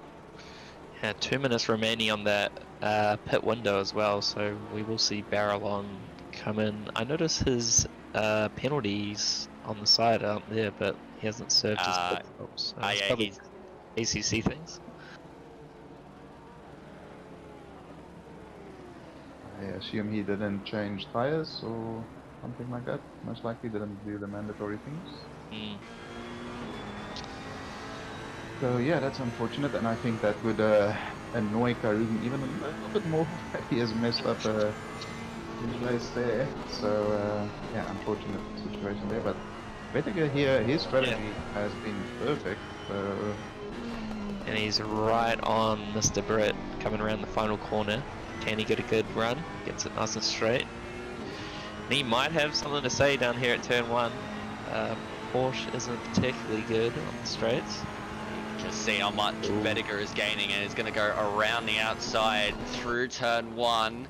Britt's gonna hold that inside. It's gonna be tight to get it around the outside, but that does turn to the inside for the next corner. That tight little bit of bumping, but that is fair racing, and Vediga gets it done nicely. Wow, what a move. And he maintained that overlap. Britt had a look, but Vediga was covering it off nicely, so Vediga up into the podium, and that is very good to see. Well deserved. Absolutely. It's quite a gap to Kai Rudin, so it's really just Britt and Vediga fighting it out for P3 right here. Ascari ahead is down a lap, I believe. He probably wishes he wasn't, but unfortunately he is. You know, that's a very satisfying move to make for a podium position, especially. Oh, as we see a big incident there between Sabine and I'm not 100% sure who the other car was there. Aston Martin of Derek Nagel. That's unfortunate. Yeah, unlucky there. Window is closing now. Connor Hind in P5. Awesome. First BMW by far. Gonna Hind the Pro-Am. Yes, right. Yes. Might be a promotion for the next season, you reckon, eh? 100%. I think we had the same conversation last season as well when he was constantly finishing in the top 10. He's a Yeah. Yeah. Well, I mean, what wasn't it last season that he was in AM class? Oh, I guess that's fair then, because he did get a promotion. So, Right. you know, step by step, baby steps. Yeah, I mean, after that, he's going to be challenging the podiums, probably his next step. Consistently, at least, that's what you want to go for. Yeah, either way, top 5 in this sort of field is nothing to sneeze at. It is a great achievement there for Connor Hind. Yeah, Ascari is not I wouldn't say an easy split at all. Well, Especially Barrelon. in top 5 at least. Very Barrelon's strong. finally made his mandatory pit stop for tyres, and there's side by side there with Carlson. Maybe a little bit of contact, but Barrelon gets it done. Yeah, I mean, it's a bit of a door banging there, but good hard racing, I would say. So what has happened to Davidson? Did he lose that many positions with his penalty? Because he was P3 in the, or P2 in the AM class, but he was dropped down completely out of that. I think he only had 10 seconds, and the other AM had 20. Yeah, so Barrelon had the 20 seconds. Lawrence was a little bit behind both of them. Yes. Davidson currently. So I'm sure once we look at somebody further down the field, we might see him again. But currently on board with Fisselwaite here, Ferox right on the tail of Appreciado, looking to drag that brick of a GTR up into the top 13. This is not the easiest to drive, but so far Alex Paz is performing very admirably up into the top 10, I believe. We'll see at the update of this split. Bedeker is continuing to look racy, pulling away from Brett, 2.5 seconds now almost. So after getting that move done, he is just onwards and upwards, but unfortunately not enough time to catch Kai Rudin unless something terrible happens. But I think Kai Rudin will take home a P2 in this and get silver. Yeah, I think that's pretty safe. Bedeker's just that extra lap that he stayed out over Karulin and some of the other drivers has really given him much better tyres towards the end of this race, and he is looking very, very pacey. McLaws gets a great run on Wilson there, but I don't think the McLaren has the leg to get side by side completely. And the chicane is certainly not somewhere you want to go side by side. Yeah, you're playing with fire in that one. Yep, never mind. Ignore He me. tries it, and he does gets it. it done. What a move. Great move. I mean, there's plenty of room left and given by the Porsche there, so great awareness. Yeah, nicely done. Hard to get moved on there, but managed to do it. Now we're looking at Fisselwaite on Appreciado. The Nissan will get a bit of straight line speed on the Aston, but it's not a huge difference between them. Fisselwaite will be wanting to get a move done. So we'll be approaching the end of this race very, very soon. Up the inside of turn 1 maybe. Who breaks the latest? Fisselwaite up the inside. But Appreciado holding that outside line, which turns into the inside for turn 2, and he should hold the position, you would think, but Fisselwaite's not letting it go. He's going to trying to hold around the outside into turn 3. This is nice tight stuff, and again, that turns into the inside for turn 4 for Thistleflake this time, and they're still going side by side as they approach turn 5, but you'd think Appreciato will hold on for the moment going into this corner, and yes, he will. Great racing there by both drivers. Plenty of room given, but only just enough. That was beautiful. It was nice defending there from Appreciato as well. Yeah, Yep, Matty great Lamb racing. just across the finish line, so he has commenced the final lap for Split Ascari. Yeah, he's been fairly dominant today, not really challenged by anybody. Of course, that gap is a little bit inflated now after Kairuden's earlier incident, but we jump back to this epic battle here. It's always nice when you see two cars do a whole sector side by side and there's no contact or anything, which is That's just so good.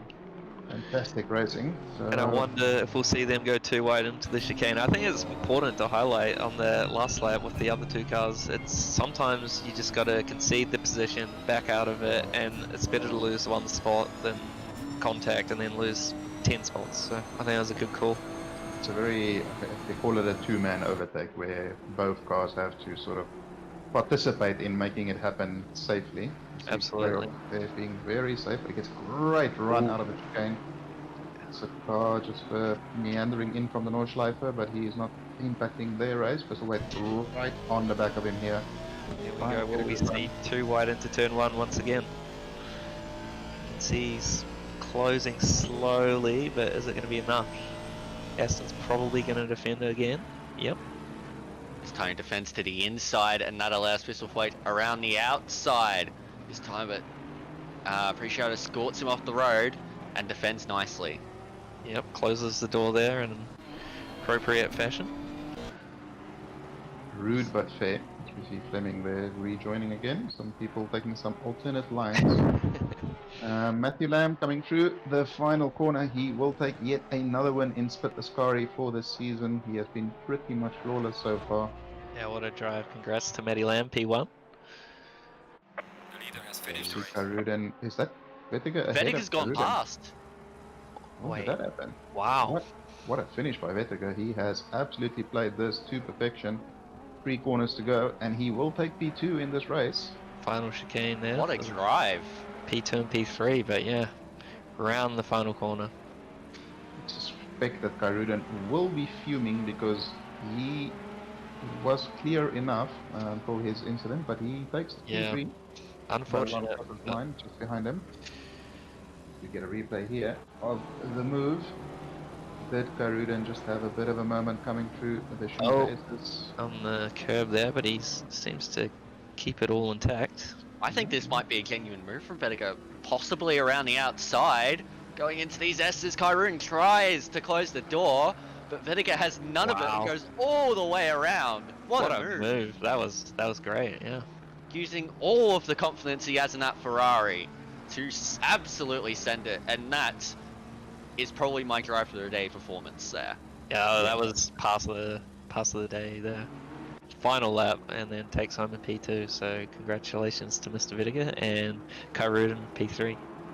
And we have Fulbright in P4, Connor Hind in P5, and Matt Temperis, Chris Taylor, Callum Gibbons, and Benjamin Piper. Alex Pass is your top 10. Fantastic race throughout the field here. Quinto Rowe trying to make something happen right at the end here, right behind the lesser known Van Dam, but he's unable to do that. Though Mike Reel gets a run around the outside, drag race to the line, and Reel has absolutely mugged Gunther Rowe at the end of this race. Fantastic stuff there.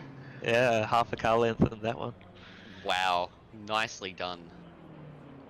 And That that is does it. it for Split Ascari. Well done. Well.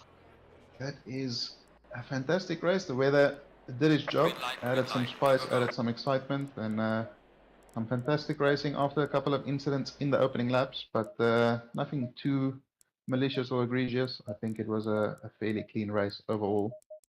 And to confirm your final results, we have Matthew Lamb in P1 with the fastest lap and pole position. That is a Grand Slam. Joshua Vettiger in P2 and Ali Karuden in P2. P3, sorry. Connor Hind, Pro-Am winner. Christopher Taylor in P2 and Alex Bass in P3. And for your AM class, we have James Lawrence in P1, Barrelon in P2, and Nagel in P3. And that is it for Split Ascari. So I wonder what happened to Davison there, because he was doing quite well in the Mercedes and AM. So Looks like he was 6 laps down in the wow. AM standing, so I wouldn't be surprised if there was a disconnect. that's a real shame because he was doing really well in the Merc there. But Unfortunately, and talking about disconnections and connections, we are joined by Tom Maloney. Good evening, sir. How are you? Good, Peach. How are we all? What a race. yeah, how was that for content, eh? Yeah, Nurburgring in the wet is always going to be entertaining, and it didn't disappoint. Yeah, it was fantastic watch, and we wish you good luck for Split Becketts. Yep, could be a safety car in that one, but you never know. They could prove us wrong. Yes, I reckon Split Becketts will be quite the exciting one, especially with you and JP on the comms there, Tom. It's been on and off recently, so we're due a good one. Surely. We had a calm one last time around, so this one should be good. Hold on. And I mean, Split Becketts and calm. Are you sure? It was relatively calm last time out. I mean, the Nurb makes for great racing, as we saw in Split Ascari, like lots of side by side through the first sector and even the second sector for parts of it. So, yeah, I think Becketts could be on for some more good content here, hopefully. Here's hoping. Thank you, boys. Well commentated. That was excellent listening from you guys, and we'll look forward to catching you in the YouTube chat. Yeah, cheers. Over and out Thank from you New very Zealand. much.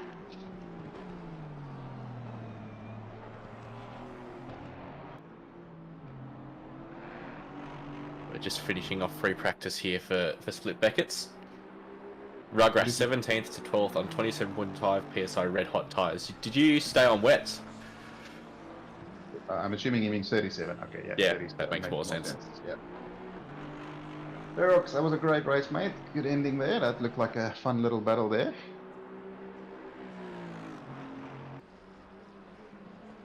You see the standings here towards the ending of a free practice. The usual suspects right at the top there. Going to be a fairly interesting qualifying. There's a couple of strong drivers in strong cars, so I reckon we might have. I think P1 is a fairly safe bet in terms of Lucas Burst if he can get a lap together. But the rest of the top 5, top 6 will be very, very interesting to see how it unfolds. And this man on screen, he's been on good form in qualifying, so look forward to seeing what he can do in the Aston as well. Yeah, as I said earlier, Aston is it's a strong race car. It's not as good in qualifying, but I mean Samuel, he does manage to pull out some magical laps when he needs to. So yeah, I'm sure he'll get it up there in a competitive position anyway.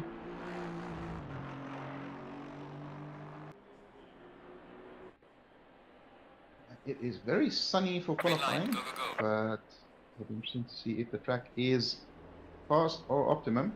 But yeah, I reckon the track is currently fast according to that little display we saw there. So one of those qualifying sessions where the first laps are mainly irrelevant as the track will evolve towards the end of qualifying and the last lap will be the most important.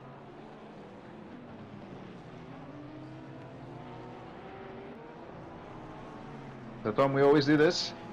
Predictions for top 3. Okay, let's say predictions for 2nd to 4th, because no offense to any of the other drivers who are all fantastic drivers, I can't see anybody challenging Burrs in a Honda around Nurburgring. So what do we reckon for P2 to P3? I reckon Luca Giacomin, as per usual for P2. He's always been there or thereabouts and taken advantage of some unfortunate luck for Lucas, so he'll continue that form again in the Honda. Jacob Weatherburn has been showing some pretty good pace in the practice service, so I reckon he'll go P3. And who else have we got on my mind? And then Shady Samuel P4. You could probably swap Jacob and Shady actually, either way. Yeah, I'm gonna go. We're gonna have Giacomin in P3, Brad Cook in P2, which I guess is a little bit controversial given Luca Giacomin's qualifying performances as of late. And we will see Hasnam in P4. Damari Hasnab, yes. either way, it is going to be an exciting qualifying, I would say. Definitely. And just a reminder that Luca's championship lead is monumental at the moment. So he'll be looking to consolidate that and not take too many risks. Yeah, if we're, as the qualifying gets going, we can look at the current standings for split Becketts. We have Luca Jacoman, as mentioned by Tom, there with a 139-point lead. So he has the potential to maybe finish this championship today if he can get a good result over the Mario Hasnam, who is currently in second position with a 577 points.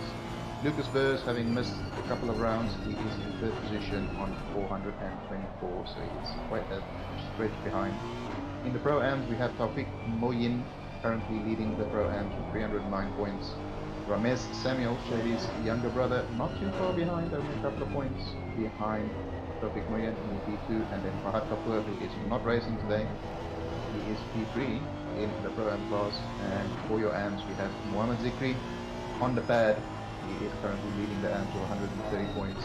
Damiano Thurkelini, the defending AM champion, is on 105 points, and Zach Graham in the Audi is on 32 points. So a lot to be gained and lost here with a good result or poor result, so it should be a very interesting little battle. Yeah, no, looking forward to it as we watch Honda Weatherburn with that interesting line there. discovering the sandpit.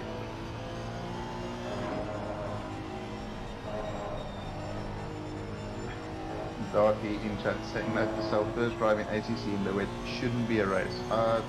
Good pro tip, I would say that's a fairly safe thing to say. Put it this way, mate, it's not going to get any harder. I mean, it should get you warmed up nicely for your next big race. So learn the hard way. Throw yourself in the deep end and learn from whatever mistakes were made. As we see Brad Cook coming through the final couple of corners here, he will be the first car on track to set a lap time. Looking to be a low 55-ish, if I'm going to guess, maybe mid 55s. Right, 7 as he crosses the line. The Mario Hasnam booms in with a 54.8 on a fast track. That is a very quick lap time as a banker. A couple of other lap times coming in as well, but nobody challenging Hasnam at the moment.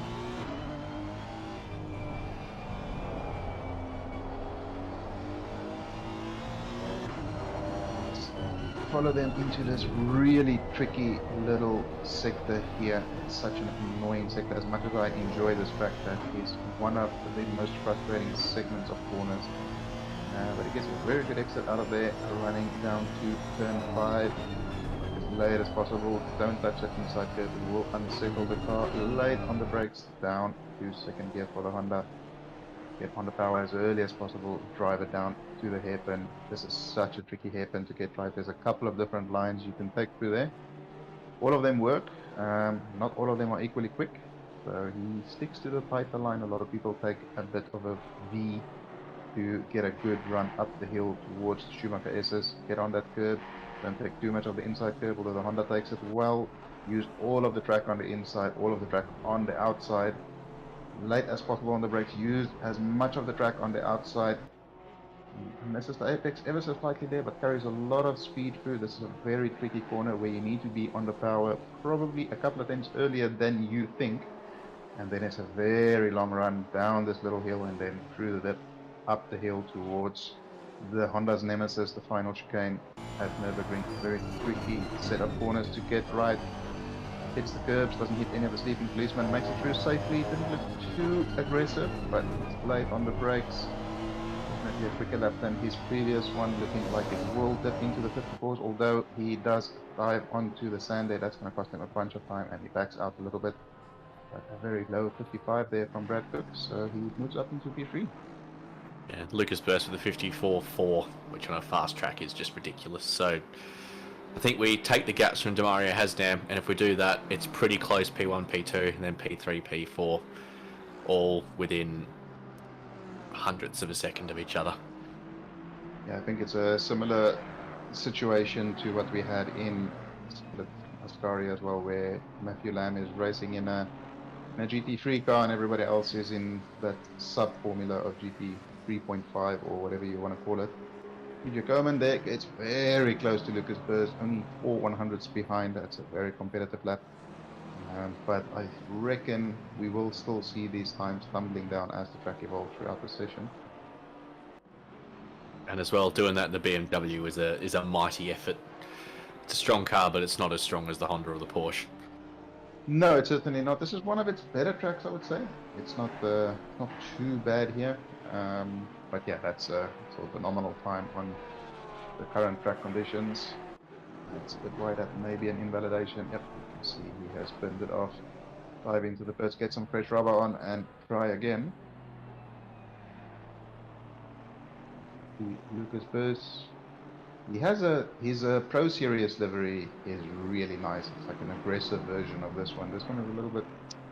Yeah, I think I've made my feelings on UU liveries well known. So, but the way he drives the car, he can paint it however he wants. It's still the fastest car on the track 99% of the time. Definitely, and Aaron McIntosh here in the Soul Lexus on a much more pleasing livery to the eye than he has run previously. Yeah, certainly an improvement. I mean, that's not saying much. You could have asked the Unicorn to throw up on it and it would have been an improvement. So, temporarily lose the screen there.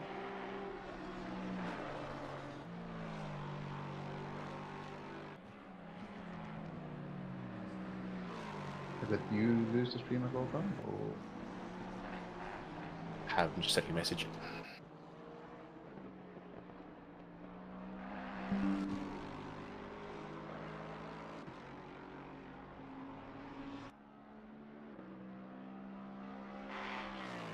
Good to see that our wonderful broadcaster Neil Alexander runs a blank background. Saves that extra couple of kilobytes to his graphics memory. yeah, it's excitement. Round 6 Kyle Army there. We have some livery files there. The YouTube screen is working, so it's a bit strange at the moment. As you see there, car 259 gets a 2-place grid penalty for a qualifying infraction unsafe rejoin. That'll do it. Who's that? No one I can see on that board. Oh no, sorry, Brad Grant. Brad Grant, yeah. Number.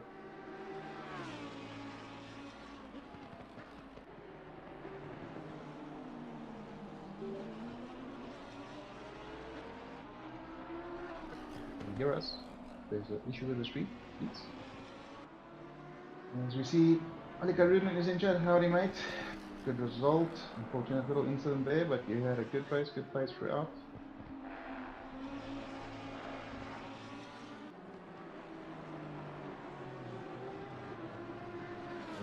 Apologies if the commentary is a little bit delayed. I currently only have the YouTube stream to see what is going on.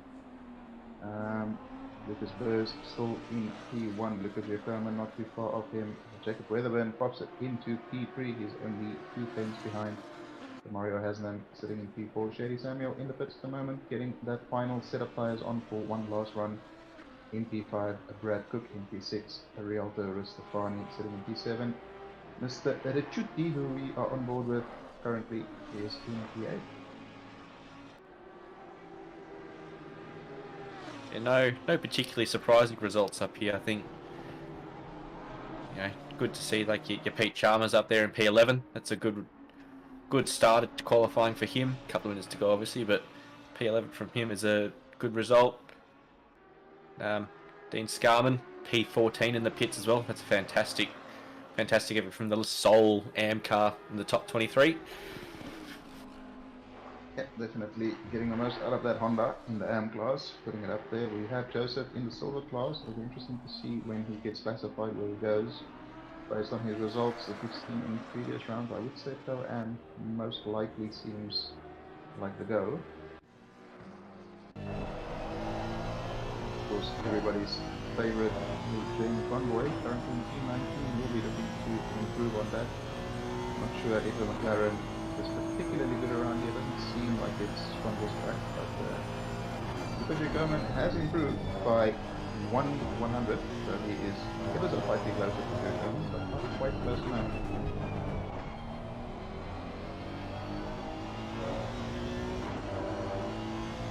There's here coming through the final chicane. Into the final corner. This is very fast that time. This is done it in 53.7. Thinking that the track may have evolved into optimum at this stage. Then again, those in fast tracks. Interesting to see if we get anybody else into the 53s. I reckon Weatherburn is capable of it. He was doing very low 53s in practice on an optimum track. Giacomo is certainly capable of it. And we've got that Discord stream back, so more timely commentary.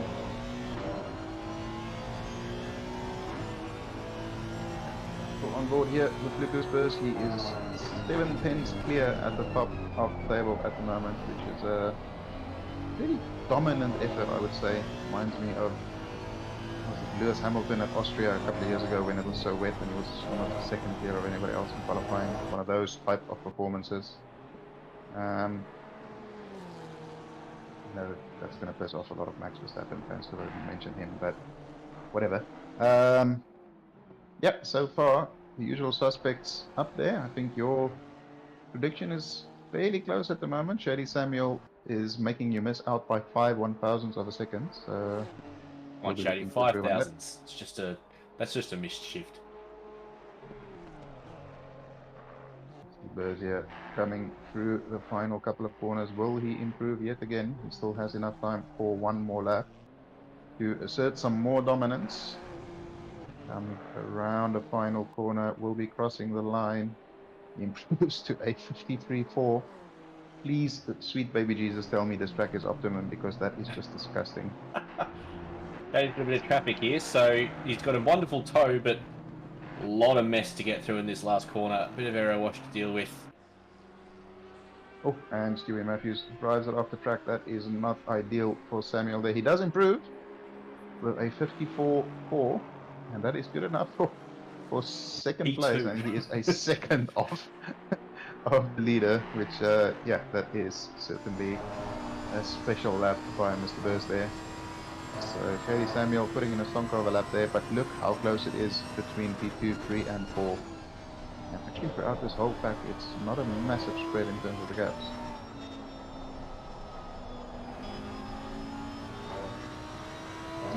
Not a lot of drivers capable of 52s, especially in our little region and our little league, but if one of them is capable of it in this race, it's certainly Mr. Burst. Look at Giacomo here, approaching the final set of corners. Doesn't have to improve by much. But, yeah. Those gaps are still... Oh, no, Giacomo says, that's enough, I'm not improving. Practice is a pit entry. And Shady Samuel, Weatherburn, Cook, Richuti has finished his qualifying. There's still a couple of people who are able to improve. Hasnam, still on track. Rustafani Johnson and Ramez Samuel, the lead Pro-Am driver, he is in the top 10. That's a fantastic effort by him as well.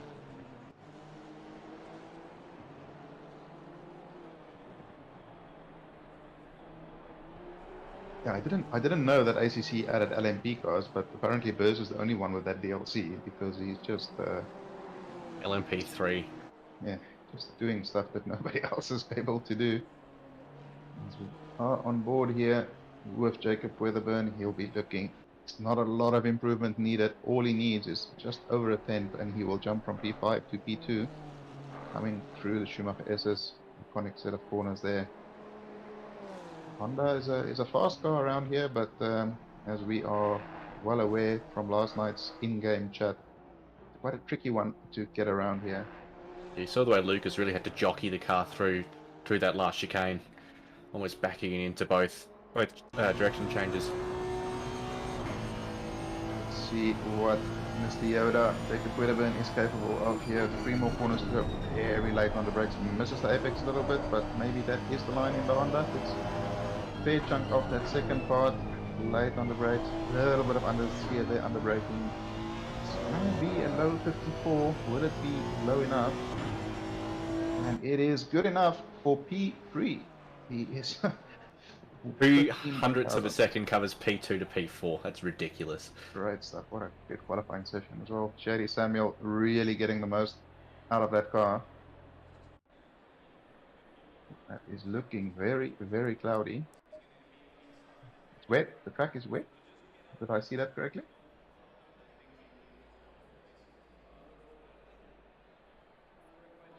Track is Can- wet, but if it's dry, do you start on dries? Can anybody confirm whether Wet track, wet no track, rain. no rain, and no rain predicted? I'm assuming. So you have to start on the dry. Is it just Pump them makes up sense. and then pit and take some air out. Yeah, certainly I have to do an early stop then. But yeah, that'll depend on how this weather prediction pans out. Certainly adds a little bit of spice to it. But as we cycle through here towards the start of the race, we can confirm our grid is Lucas Burrs, Shady Samuel, Jacob Weatherburn, Luca Giacomin, Brad Cook, Stefano Ricciuti, Demario Hasnan, Taufik Moyin, our lead pro-am, he has just pipped it in there right at the end there. Rialto Ristofani, Luke Johnson rounds out the top 10 drivers on the grid. And we have Stefan Bechtold and Romain Samuel on the pro-am podium. Leons Carmen with an absolute stonker overlap. He is in P17, your lead am by quite a margin. So yeah, that'll be only Jamie Conboy, who's a little bit out of position in terms of class classification, but yeah, very close qualifying. If you take Lucas Burrs out of this session, it is actually a very close grid. So it should be an interesting race. It definitely is. You know, as I said before, if you take him out, there was 200 seconds between P1 and P3. If you saw that in a real life session, you'd be out of breath and super happy with it. So looking forward to what will happen here, especially with this wet track on the first lap. Real question marks as to where you brake and how you approach it. Yeah, well, the joke's on you. I'm very unfit, so I'm always out of breath. So I am. That's the juice.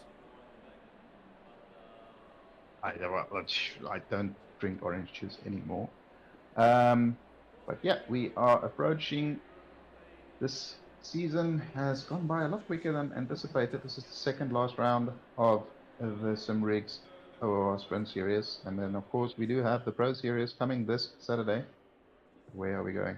Are we looking at water tanks? Oh, we're going on the roller coaster. Roller coaster. This is why they can't afford the holiday races, because they built this. I mean, Yes, they I know should it's make been there for a while.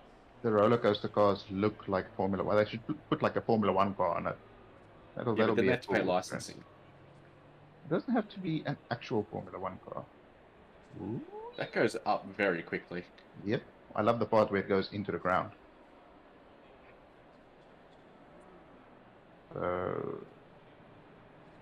Yep.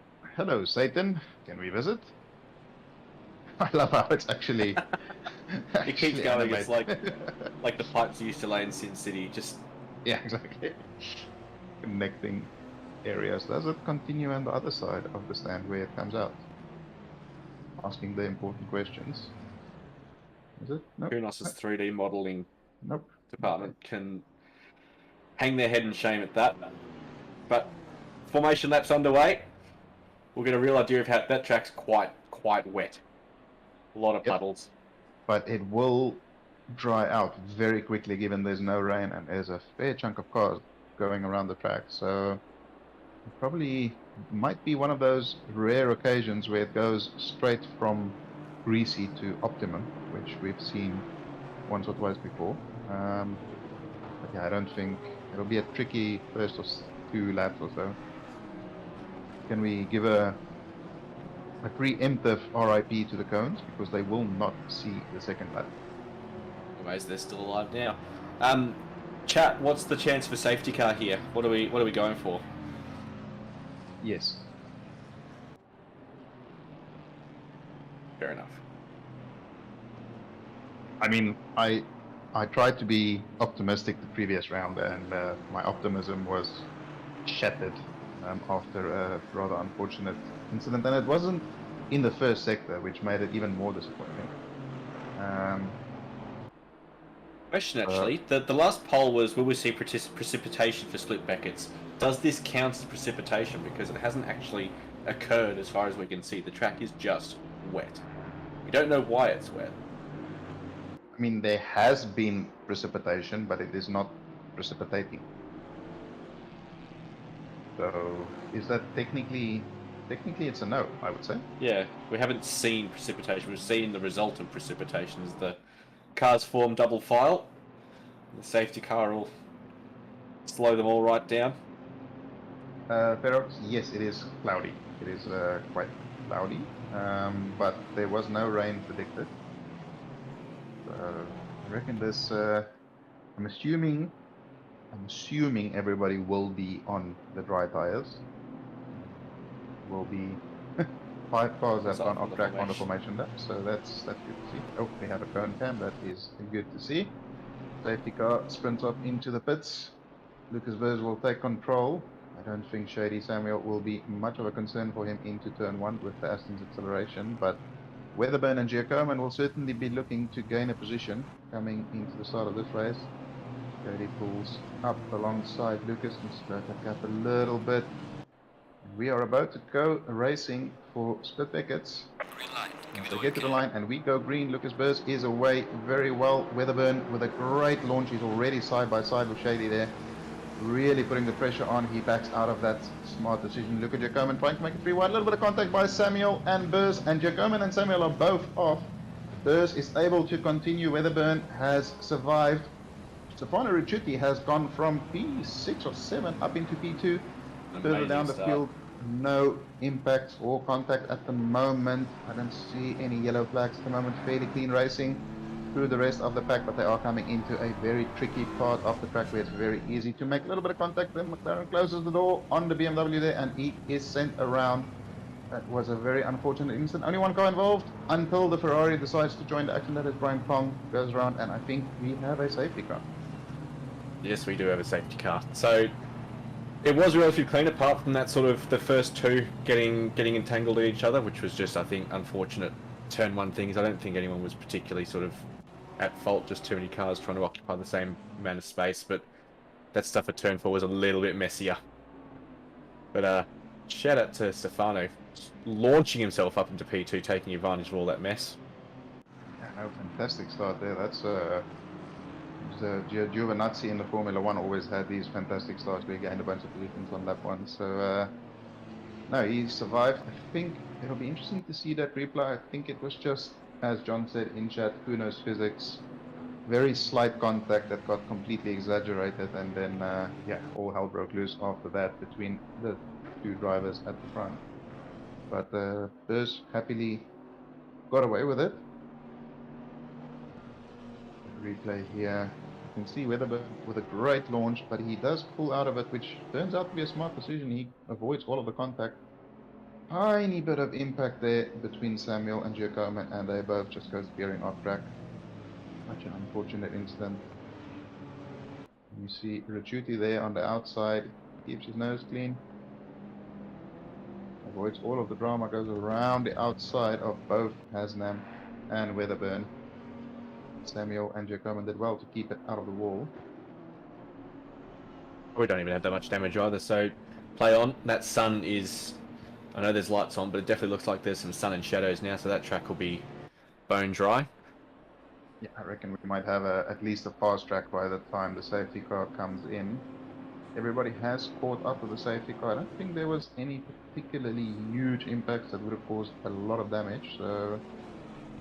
We're just if anybody tidying dives up the into mess. pit lane. I don't currently see anybody in pit lane, but here we get a replay of that turn 4 incident. So just fairly clean at the front there, a couple of people, and then you see a BMW try and go up the inside a little bit of a late move, and a McLaren probably a bit unaware or a bit surprised that he was there, closes the door, tiny bit of contact, and then a couple of other people into each other as well. I'll be optimistic trying to stick your nose in between two cars that gap's always going to disappear, and there's not much they can do about it. So, lap 1 shenanigans. Split Becketts strikes again, as some people might say.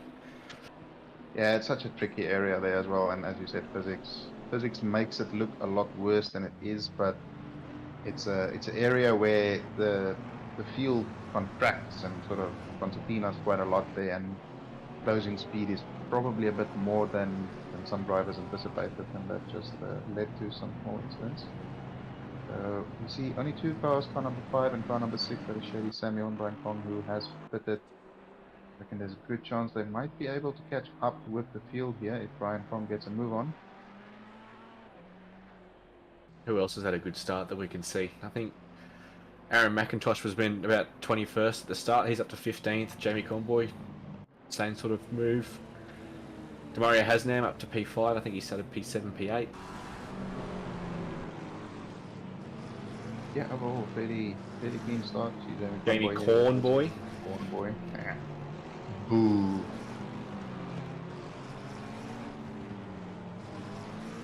Conan pointing out that Ricciuti won the last time we were here. That is a very good point.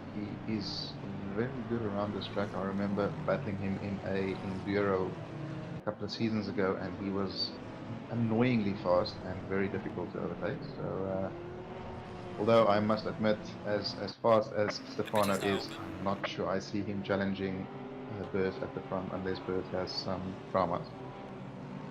We've basically another restart again, and as we saw, you can get these launches right. So, well, yeah, but the Aston takes about 9 days to accelerate. So Stefano's in the Lambo. So he is, yeah, sorry. Safety car coming in. Brian Kong will probably catch up once that snake sort of does what it needs to do, and he'll have some toasty warm tyres, unlike Shady and Bartlett and those people. So he'll be a threat to those guys. Safety car has dived into the pit lane. Lucas Burst has control of the field. He can go whenever he wants to. Takes a nice little wide line there. Jump on the power nice and early. Ricciuti reacting well, not quite the acceleration he would have wanted, but he reacted well. Weatherburn as well. It looks as though Hasnam got the jump on Brad Cook there. He's going to have a look into turn 1 here, will he? I don't think the Porsche has the legs to get by. He does have very good brakes though, as he shows there's late on the... Whoa! Burst and Weatherburn and Ricciuti. Chaos at the front. Hasnam tries for a little move around the outside of Burst there. Will he be able to make that stick? Not an easy place to do it, especially with these conditions. Ricciuti trying to get P2 back after a rather eventful turn 1. Hasnam takes the wide line. That's going to give him the inside line into turn 4. Brad Cook has gained a couple of positions. He will be waiting for an incident up front to gain some more. We see Ramesh Samuel there up into P6. He has a stonker of a start after the safety car. Lucas Burrs has cleared off. A couple of cars trying to make it 2 wide coming into turn 5. So far so good. No yellow flags at the moment. A couple of nose to tail battles at the front of the field, but nobody looking to make any moves. As I say that, Jacob Weatherburn is looking up the inside of Ramesh Samuel. He's not quite close enough to make something happen there, but does he? He is able to spook Samuel a little bit. Samuel runs wide, but the next couple of corners is the Schumacher SS. Will they make it side by side through here?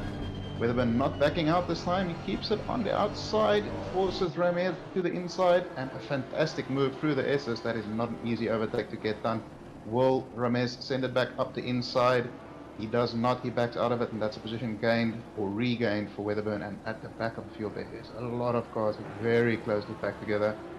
Certainly some close racing, but clean as a whistle so far on the safety car restart. I say that car 211 is going very slowly at the back of the field, but through the top 10 there's no contact. There's a little bit of side by side at the back there. We have a BMW of Joseph getting overtaken by the McLaren and the Lexus. No side by side through the chicane this time. Joseph very slow on the exit. He dives into the pit, and that is a position gained for Pete Viney and Mark Bushell behind. Jamie Conboy crosses the line here, and that has been a fantastic restart as we see Burrs and Ricciuti and I think Cook dive into the pits. A lot of pit stops. So probably a lot of cars on very, very high pressures that are now as Jamie Conboy misses his braking marker by about 1,000 yards. goes into the back of someone and goes a bit deep and will live to fight another day, but lost a couple of positions. But yeah, probably a lot of people on very, very hot, very, very overpressured tyres coming to the pits to sort out that. Ooh, big moment there for Stefani. He loses out to Scotty Rockford up into P7. What a start from Mr. Rockford.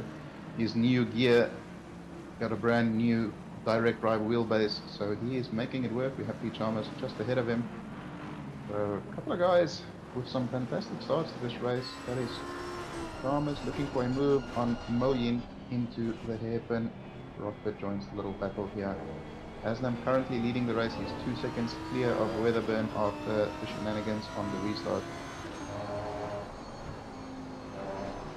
Moyin very slow up the first spot after S's there. Rockford closes up, but Moyin with a great exit. I don't think Stefani will want to sit behind this battle for too long. A lot of cars in a very small area. Yep. Is Malik looking for a move on the inside of Ristofani, compromises his line quite a lot, and he gets mugged there by Mr. Bushell and Viney, as well as Luke Johnson around the outside. Jamie Conboy also wants a bit of this. That is absolute horror show for bloody Malik there. He lost 5 positions in about 400 meters. Yeah, well, usually though, if you sort of run it inside, you don't lose too much because there's not 18 cars within half a second behind you. So as Tafik Moyin also comes into the pit. So interesting to see what different strategies people have come up with. I wonder if there were some cars on wet tyres, or these guys have sort of sacrificed the start to make sure that this part of the race is easier for them. They don't have to run with so much fuel for the next 3/4 of an hour. Yes. Interesting, it depends. Oh, that's a bit of a send there by Mr. Bushell. He manages to save it. Ristofani doesn't go around, so both keep on playing. Viney looking for a move on the inside. Ristofani is compromised on the exit there. Bushell does not get side by side quite enough. Viney on the other hand, late move up the inside there. Johnson trying to follow him through. Convoy right behind them, as well as Bloody Malik. He'll be looking to gain some positions back after the horror show of lap number 3. 4. Fantastic racing. Everyone's giving each other room. Not too many ridiculous sends. Like there's been a couple of that stuff at turn 3 was a little bit risky, but there's nothing been too silly. Everyone's giving each other racing room. Really good to see from the split Becketts. Everything has been avoidable so far, so that's always good to see. As we get a replay here of that little send on Bushell, just a little bit optimistic into the braking, but luckily this time the physics plays nice and neither of them go around. Number 14, that is David Bartlett, has received a 10-second penalty for speeding at the race start.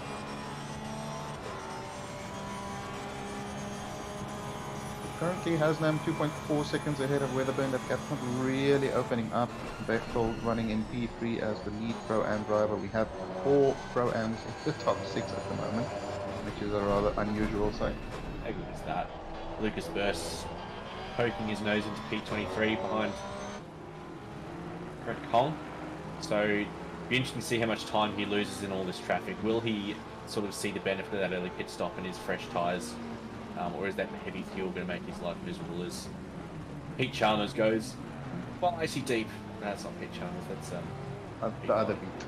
Yeah.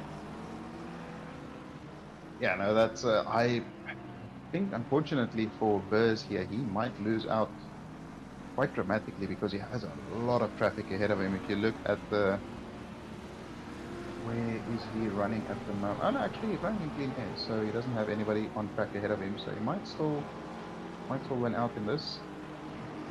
See a replay here of a move. That is not how you take the chicane. What? Ooh. Oh, gives What that in happened there? too soon. I think there was some more dramas there. That looked like somebody experienced something. Or it was very, very close as Mark Bushell gets a little tap on the back from Luke Johnson in the McLaren. We've got side by side here with Rialto Ristofani and Pete Viney. Rialto's going to get the inside of the Schumacher S's, and Pete quite smartly sticks in behind him, but this fight's not going to stop, and there's definitely going to be a fight on that main back straight.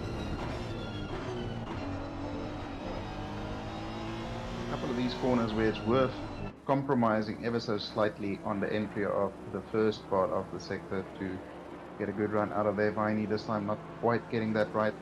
He is still close to Rustafani here, but not quite With a toe. close. I don't think the straight is long enough to... No, okay, he's not that brave. That would have been quite a descent if he tried to make that work. But Bushel is very wide there. He might lose out to Johnson. It's back on track and does lose out to Johnson as we see Convoy there diving into the pits. Replay here of... Is that Red?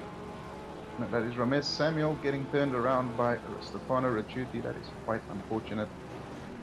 And their early pit stop maybe not paying off to the extent that they would have liked there. Demario Hasnam is flying out in front. He's got 3.4 seconds there over Jacob Weatherburn. Front three quite spaced out, and then there's a massive gap back to P4, Pete Chalmers, and then we've got this absolute chain of cars. I think Jamie Conboy might have pitted just to get out of it as much as anything else. This is the type of group where two of the cars at the front of the train have a little incident, and you easily get 4 or 5 cars piled up in there. Absolutely. So it's not a bad decision. As we see, Convoy there receives a penalty for collision, as well as Lucas Burrs has received a 10-second penalty for collision on lap 1. That is that's interesting. I'm quite surprised by that, but that is certainly going to hurt his chances in this race, especially considering the pace that Haslam is running at the moment. Absolutely, and car 7 as well with 15 seconds on lap 1 as well. So I think that's shady. No, he's car number 5. Not sure who 7 is, but anyway, he does have a penalty. Might be Moyin, maybe? Either way, he does have a penalty, so that's unfortunate. Luckily for Convoy, it's only a 5-second penalty, so not the end of the world. Aaron McIntosh running in P5. I know there's quite a few pit stops and stuff that has happened, but good showing so far from a lot of the pro-ams here. Weatherburn, that lap has closed the gap a little bit on Haslam. Haslam maybe having a bit of a moment or something, but not closing it by much. Weatherburn has taken the fastest lap from him, so I think we're seeing some track evolution, people getting a little bit more comfortable with the track. The fastest lap will start coming in a little bit later as the track evolves even more. The pack behind us here with Rialto, Pete Viney and Luke Johnson, they are all scrapping really, really hard. I saw in the background of this a couple of cars offline defending positions and into turn 1. So action everywhere you look, except the pit lane at the moment. There's no one in there. It's a safety car, does he not count? Safety car lives matter, Tom. But who's in the safety car? That is irrelevant. As we see the battle for the AM class there, a cluster of 4 AM cars close to each other on track. So Brad Grant, he is the driver who received a 2-place grid penalty from the qualifying session. He is the leading AM driver at the moment, but he followed very closely by Bertolini and Scarman and Graham. So spicy little battle here in the AM class. The Pro AM class is very close, as we see here. Looks as though Rockford had a bit of a look at McIntosh, cost himself a little bit of time, and Rustafani has closed right up to the back of this little train now. Chad, prediction on where Burrs will finish. I'm gonna say P3. Finish on track, P1. Finish off with that penalty, P3.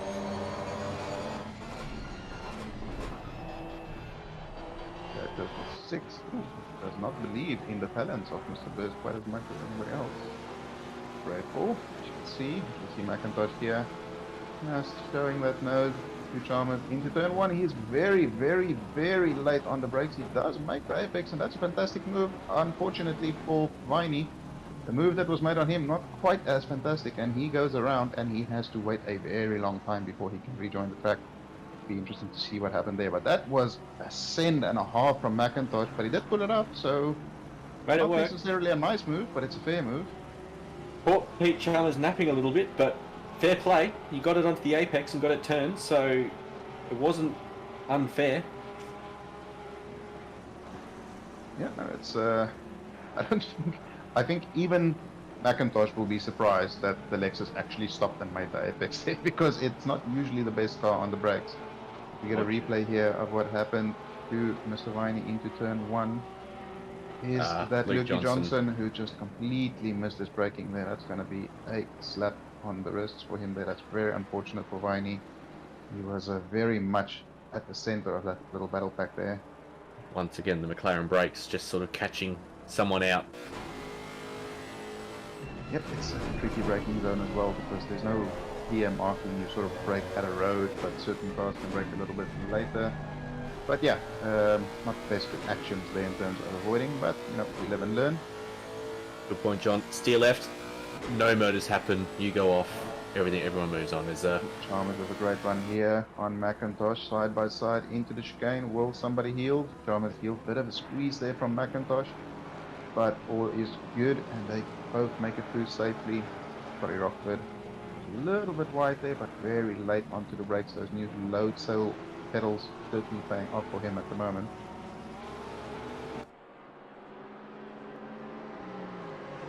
So that gap between Weatherburn and Hasnam has somewhat stabilized, staying at that sort of 3-second range. Chalmers looking for a little move on the outside. Will he get the cut back here? It's unfortunately going to put him on the outside for the next corner. Luki Johnson looking around the outside of Rustafani.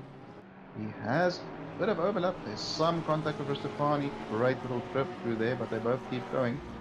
Johnson still on the inside. Chalmers on the inside as well. He will be on the outside of this corner, and there's not a lot of space there. McIntosh shuts the door in Chalmers' space and keeps his position. Rockford just hanging back, hoping for some potential scraps if something goes wrong here. yeah, they're just hemorrhaging time to Stefan Buxvold there in P3. Yeah, I think they've dropped 4 seconds in the past 2 laps with all this squabble, so probably a good chance for your Scotty Rochford or something like that to come into the pits and get out of this mess, as Aaron and Pete have another ding dong, and Aaron goes 50,000 yards into the sand. Watch your rejoin! Watch your rejoin! Not the best rejoin I've ever seen. That's going to be interesting, but yeah, Rustafani did well to avoid him there, and McIntosh got compromised into the SS. He will still have some dirty tires. Will Rustafani send it up the inside here into turn 11? He does. Bushel misses his braking a little bit. That's Johnson up the inside as well. McIntosh getting mugged after making a small mistake. That just shows you what's at stake in these tight battles. One tiny mistake and you lose 5-6 positions in a matter of half a lap. Car 63 with 10 seconds for causing a collision on lap 9. I'm not sure who. Is that Zach Graham? Can't see the penalty on the screen. It maybe hasn't been given yet. I'm not sure if that's 63 or 83, as we see Bushel there dive into the pit lane. Maybe not a terrible decision given how this battle is playing out. McIntosh with a good run there. Tari Malik, he's the one who lost out most at the earlier stage of this battle. But he's been patient since then, hasn't tried anything silly. Just waiting for people to make mistakes. And ooh, I say that. Oof, manages to put it up quite nicely. Moved Darren a little bit as well. Made him run a little bit deep, so he's got a chance to go around the outside of him here at turn 2. Doesn't have the legs to do it, unfortunately. That Lexus just grips and goes. But we'll have another think about it down towards the bottom end of the track and the massive hairpin. All of this battling, Stewie Matthews has just trundled up to the back of this little pack and decided to join in with all the fun everybody's having. So yeah, another player has entered this game. A gap from Weatherburn to Hasnan now, only 2.5 seconds, so Weatherburn putting some pressure on, not quite close enough, but he is within that sort of margin of error of a poor pit stop, so definitely will make Hasnan think carefully about his strategy at the moment. What kind of is Burrs doing? So we'll have a look at him in just a second. Somebody took a bit of the sand there, not ideal. That will slow you down a little bit. Sand on the outside as well. Tari Malik all over the back of McIntosh here. That little error that he seems to have spooked him a little bit. He's not quite as confident as he was a couple of laps ago and under a lot of pressure. Big squirm from the Lexus there on the exit. Malek trying to go up the inside of this kink. And oh, that's brave. Very lucky there to Way not go too around. much curb. Huey Matthews will say thank you very much. No, he politely backs out of that and lets Malek go. McIntosh goes off track again. Manages to save it, but he does run a little bit wide into the final corner. Malek goes into him very nearly. A bit of contact there, but nothing too bad. And Huey Matthews might be the major beneficiary here. Will he go 3 wide? No, not that Porsche. He's got some legs on the back straight, but Stewie Matthews does the smart thing, gets out of it. He is being very, very smart about this, not trying to be too crazy or confident into some of the braking zones there. He's had a couple of opportunities where he could have done some sends, but he was fairly careful. Lucas Spurs base lap is a 55.1, last lap is a 55.7. He's currently stuck behind Zach Rain here. He's not making the progress that he would like. Yeah, I was just about to say before, he was coming up to about 4 or 5 AM cars, fighting them for position as well. Which, if you're a fast car, is a slightly terrifying proposition sometimes, because you know, you as an experienced driver and coming up to some slower drivers who can get spooked just by your appearance behind them. So having to be really careful to pick his way through. He's also got the 10 seconds on his head, so making sure he doesn't expand on that penalty situation any further.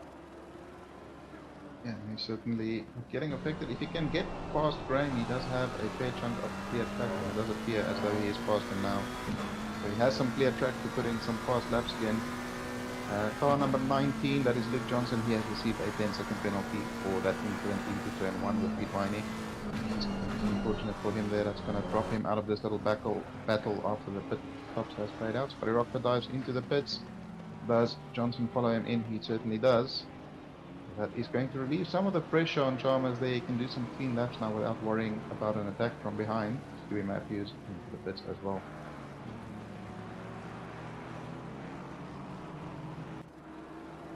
And Jacob Weatherburn really starting to pile on the pressure on Demario Hasnam as well. I think that gap was down to 1.8 seconds. Yep, he's definitely got a better view of that Porsche's diffuser now.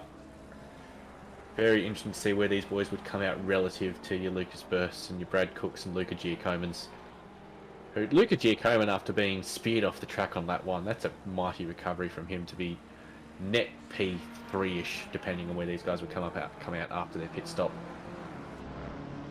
Yeah, no, certainly. And Sherry Samuel not too far behind him on track, 6 seconds behind, but running ahead of Richuti and Moyen, so he has done well on his recovery as well.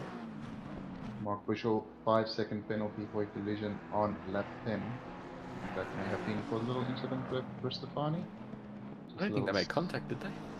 That little send into turn 3, there was a bit of contact, nothing Okay, major. That's why it's just a slap on the wrist, I would say. Stefani is into the pits. Brad Cook here, right behind Peter Marsh. And this is a battle for position, so Marsh doesn't have to give anything up, but he is not technically fighting these guys for outright position. So Cook will certainly be hoping to make quick work of this. This is giving Giacoman a bit of impetus to get a move done on Cook if Marsh affects Cook space too much here. Will he try up the inside of the hairpin? Not quite close enough. He does spook Marsh a little bit. Marsh runs a little bit wide. Forces him to the outside. Marsh steps a wheel onto the sand, and Cook and Giacoman both get through. Giacoman right on the back of Cook now. We know Giacoman's not scared of a move either, so this could get spicy. Honda is very good under the brakes, but I would say that the BMW is better, and the Honda does have the better acceleration, so this is going to be a nice little ding-dong battle between these two. And Cook has shown over the last season that he has some phenomenal pace. Not an easy man to overtake, but as you said, Giacoman not afraid of sending one up the inside and hoping it sticks, so fun battle to watch.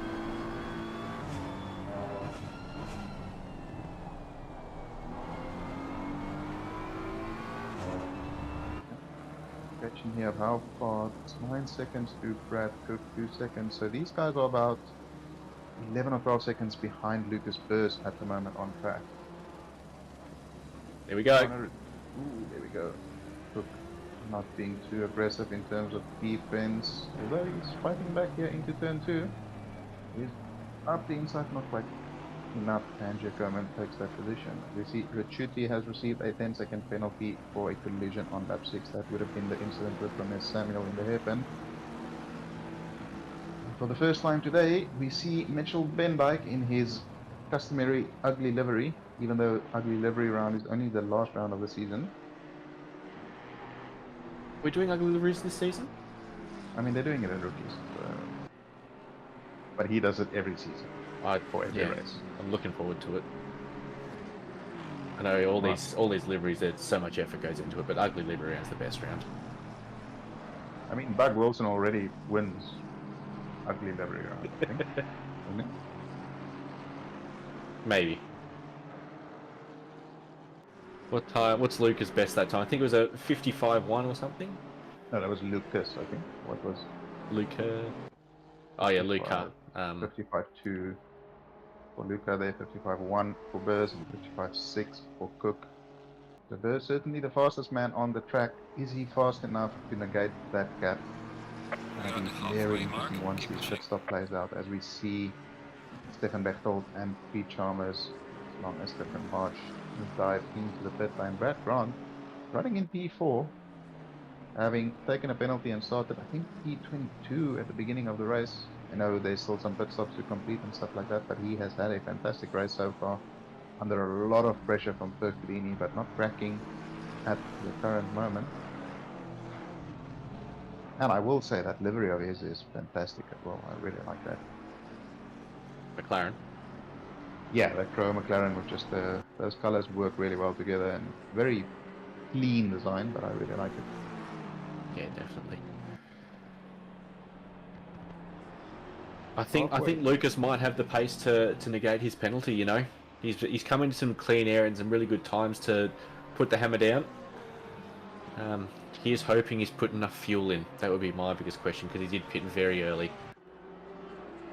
That shouldn't be a problem, but I'm not sure with Hasnam and Weatherburn. Be interesting to see what type of lap times Hasnam and Weatherburn have been doing, because he wasn't far ahead when he pitted. In fact, he was right ahead of them, so he would have had to make up the full 10 seconds there. He's more than 10 seconds ahead of Cook and Shady and stuff. So that's sort of my...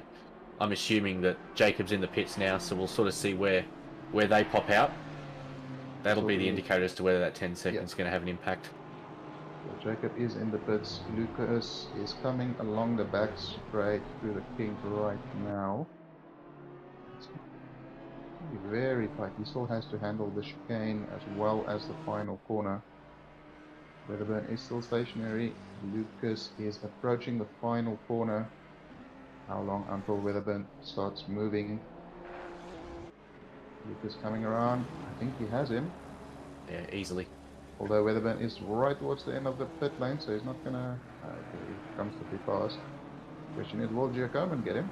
Because that will be a fantastic recovery so far. Weatherburn is out. He's clear of Giacomo at the moment, but Burrs has done enough to get ahead of Weatherburn. Now the question is, can he build that last bit of the gap to get the 10 seconds? You get a flag there. Straight 119, Luke Johnson. Just onto the back straight. It's gone round, and I think Calf. That's Pete Viney, 118. Pete Viney. Yes, it is too, sorry. Number 8, I think, was the other one who was slow after the Schumacher assist there. A couple of people having incidents.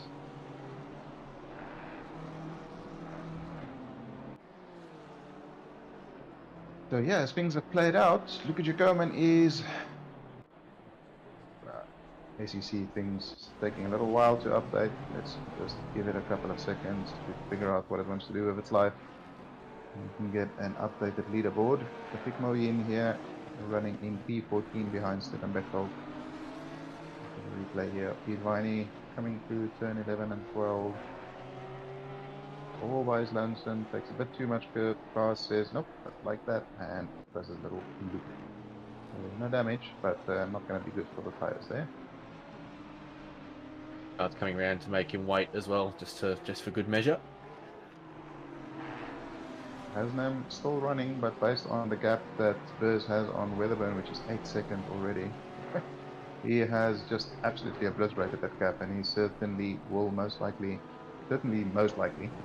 will extend that gap to the 10 seconds to get the win here, I would say. I think he's well clear of Hasnam at this stage as well. Yeah, it'd be interesting to sort of see. So Hasnam was about 2 seconds ahead of Jacob, so that'll be about 7 seconds. Yeah, Lucas can easily make up 3 seconds in 25 minutes. That's no problem. So he is going to have some very, very tired tires towards the end of this race. So it'll be interesting to see what type of pace he can maintain towards the end. As John said, the real question here is, will Weatherburn be able to undercut that little gap he had to Haslam? He's on the fresh tires, he's on lighter fuel. Be interesting to see how long Haslam will stay out.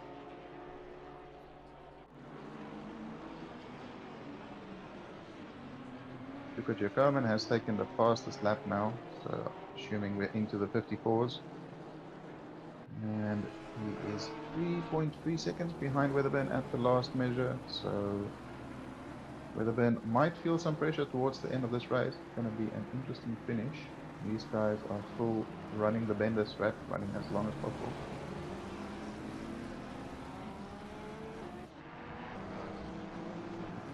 Zach Graham's still yet to pit. That'll send him right down towards the back, unfortunately, with that 10-second penalty. But Scarman up in P9. P10, sorry. I think that's still up. I think That's he's going to updated. drop quite a Why few did I start positions. talking? Thank you, ACC. As What's the Hasnam point? is in the pits, so where is Weatherburn and Spurs on track? Weatherburn is coming through turn number 12. Spurs is coming through the final chicane. The gap has already grown a fair chunk between the two. Now the question is, when will Haslam start moving? I reckon they'll come out right next to each other.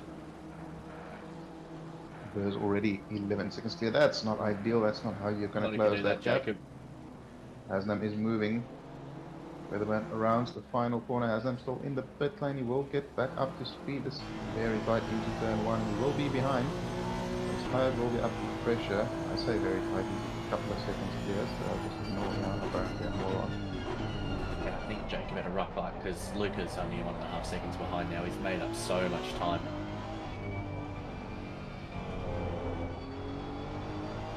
Weatherburn not the lap you want to do when you're going for an undercut there, unfortunately costing him a little bit of time there, but going to be too upset with P3. I don't think at the moment he'll be looking to maintain some pace and maintain that gap to Giacomin behind. Spurs has retaken the fastest lap as well. I think the other thing to be happy for is that one mistake that chicane wasn't what cost him. It was a plenty significant enough gap. Grant has finally dived into the pits. Only 2 more cars in the top 10 that need to pit, and then of course Zach Graham a little bit further down the field. But currently we have a Pro-Am and an Am leading this race. When was the last time that happened? I'm not sure, but it'll be interesting to see how this Am battle plays out now when everybody pits, because they were all running so close together on track a little bit earlier in the race. Wondering where everybody will feed out. Quite a lot of penalties on that Christmas tree.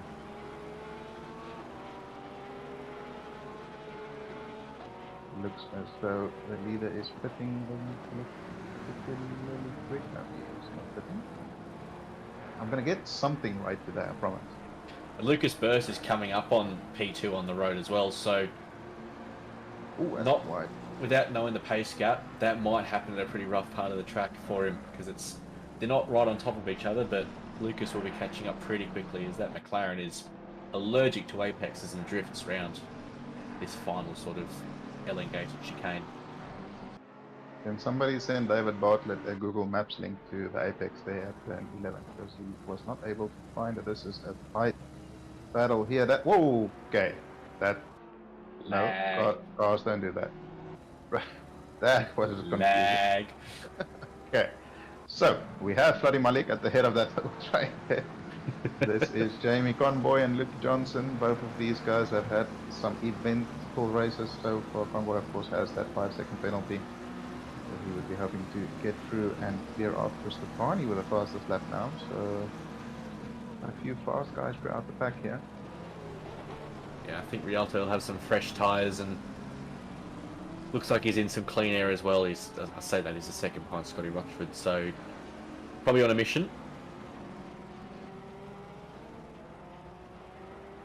Get a replay here of fucking Tron or whatever that was. So, whoop. I mean, that poor Aston.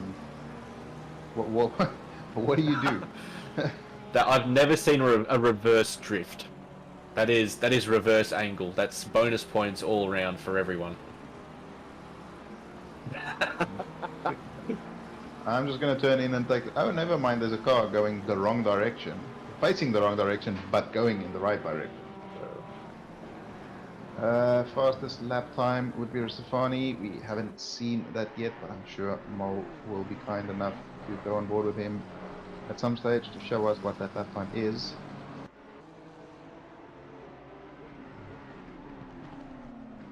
That Graham really eking out whatever he has on those tyres, as well as Ben Dyke. Oh, Ben Dyke has pitted, so there's a second lead. Car 219 has a 5-second penalty for dangerous driving on lap 3. That would be Weatherburn. I can't recall exactly what that incident was. That'll improve his mood. Got Yep. Luca Jerkomen hunting you down in a 5-second penalty to contend with as well.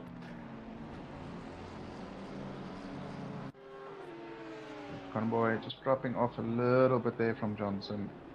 Rockford here putting a lot of pressure on Ramirez. Ramirez was running very high up the grid, but then of course had a little bit of an oopsie poopsie a little bit earlier, but he is recovering well, still in P12. Stefani has gotten past Zach Graham here. He will be looking to chase down Rockford and Samuel, not too far ahead of him on track.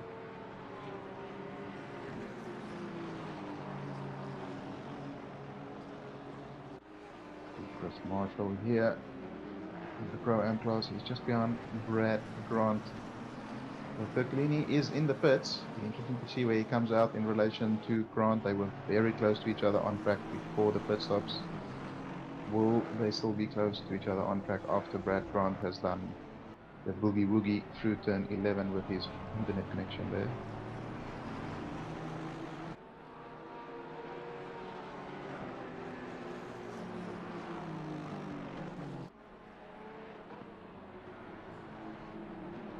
We wait to see what lap time Rialto has done, but I assume it would be mid to high 54s. Yeah, I'm assuming the track has gone optimum at this stage. It's been long enough. Should be there. So you would expect at least a mid 54, somewhere around there from the quality of drivers we have here. This is Scotty Rockford. We can just see the car behind him. We can answer that question for you, Gorilla. Go back on board with David Bartlett. And now we're on board with Taufik Moyin right behind Stefan Bechtel here on track. They are battling for P8. And well, P7 technically, with Richuti having that 10-second penalty hanging over his head, only 4 seconds up the road. So Demario is only 6 seconds off the back of Lucas Burse. So that 10-second penalty is going to hurt if Lucas can't stretch those very, very worn tyres. Weatherburn has also closed the gap a little bit. He's only about 8 and a bit seconds behind Burse as well. So either Burse had a bit of a poor lap or something, or as you said, those tyres are starting to bite back. Yeah, a gap to Haslam and Weatherburn has come down again. It may very well be a case of worn tyres affecting Burse's pace towards the end of this race, making that 10-second penalty hurt a little bit more, although Weatherburn does have a penalty as well. So Weatherburn will be hoping, I think, that Lucas tyres, I think Luca pitted very early as well, that Lucas tyres do a similar thing and it only looks like he'll lose that one spot with that penalty, but we'll wait and see what happens over the next 10 minutes. That'll really tell us if it was just a poor lap or if it's tyre wear, and Demario's in a very, very good position either way. I reckon by the end of this race, we will know who won. So, will it be the person that crosses the line in P1? I think that is well, not necessarily, because there is penalties at play. So, as we see a tight little. Oh no, that is Luke Johnson. Just again a slight lack of patience there, costing him. That might add another little penalty. He's already served a penalty in this race. Jarmet won't be too happy about that, as we see Luke Johnson redress there.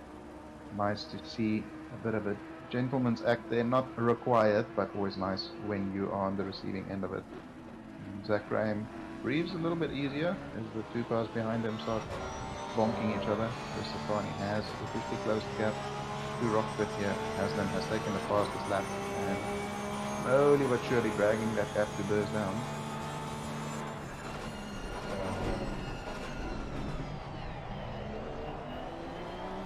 Stefani will be hoping to clear these two guys and get into that top 10. He generally has the pace for a higher finish than P12. He's been involved in a fair chunk of battle so far this race, which has affected his ability to make progress. Look at that track map. There's not a lot of cars in clear air. A lot of cars very close together, much like qualifying. So that's what brings content. Cars close together. Certainly, Ascari had quite a fair amount of like tracks or field spread, so there weren't that many clusters, but we have 3 or 4 clusters here, all within less than a second of each other. Zach Graham still has not pitted. Yellow flag somewhere on track, not sure where that one, is. I think. There we go. No, that's like turn 4, 3, yeah. Who is that? 2. Oh, man, that is Brad Grant, I think, who has had an incident.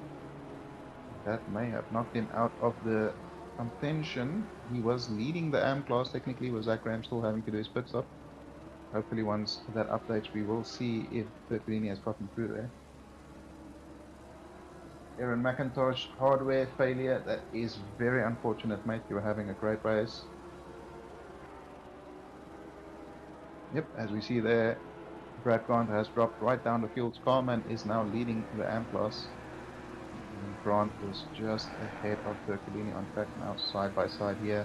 Bartlett and Zach Graham, those tyres will be very, very, very second-hand by this stage. But the smart thing backs out of it, does compromise Convoy quite a lot there. Convoy under pressure from Joseph as well. See Joseph drive up the inside. Convoy tries to squeeze into the inside. They give each other enough room. Bushell trying to take advantage. He is making it 3 wide. Coming into turn 1. Let's follow this down the main straight. We'll see whose engine's got the most. As I think Jamie Conboy's McLaren's got the fast in the straight line, but Mark Bushell on the Porsche's brakes straight into the side of Zach Graham. Optimistic, unfortunate there, but Convoy and Joseph will say thank you very much. They gain 2 positions. I think that might be another slap on the wrist for Mark there, unfortunately. Yeah, that was quite quite a lot of optimism and not a lot of braking. So. As Martin Brundle used to say, when ambition exceeds adhesion, he did not quite manage to pull that up. Jacob Weatherburn is 3.8 seconds ahead of Luca Giacomin. He is doing his absolute damnedest to get rid of that 5-second penalty. So Mario Haslam is under 5 seconds behind Lucas Burst now as well. Get a replay here of who is that? Ooh, well avoided. That's why Lucas Burst lost so much time. That is the no, that's was turn 1. That's the dangerous driving from Weatherburn that he got his penalty for. So that is fair enough then. Well avoided there by Burrs as well.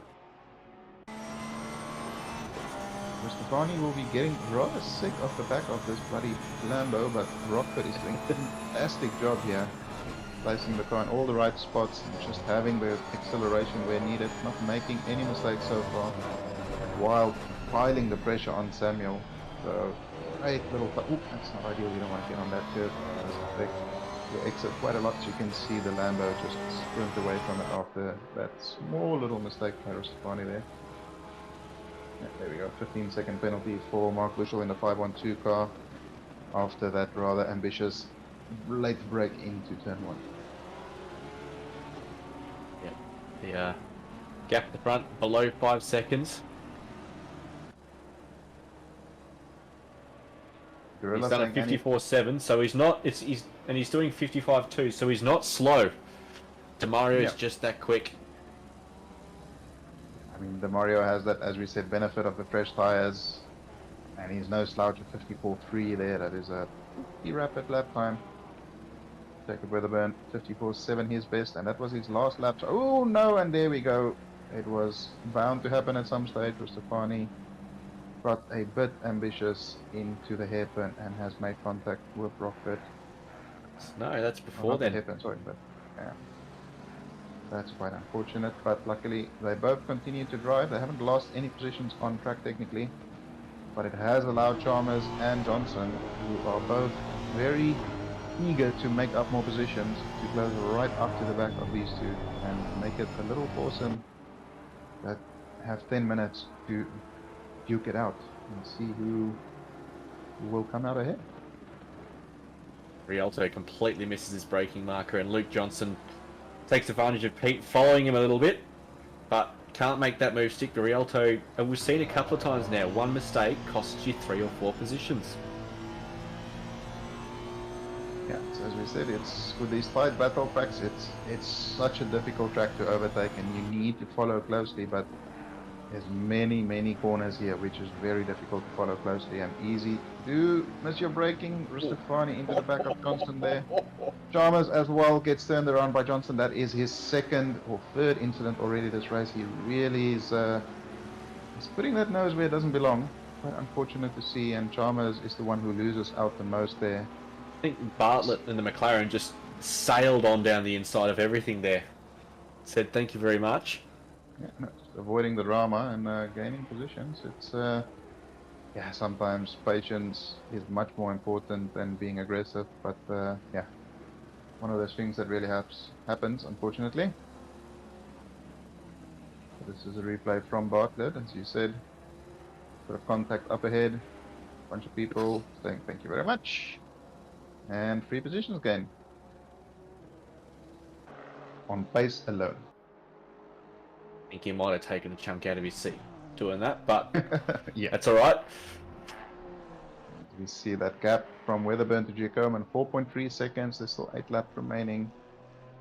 Spurs crossing the line now. I think it means probably about 5 laps left. 4.4 from Weatherburn to Giacomo.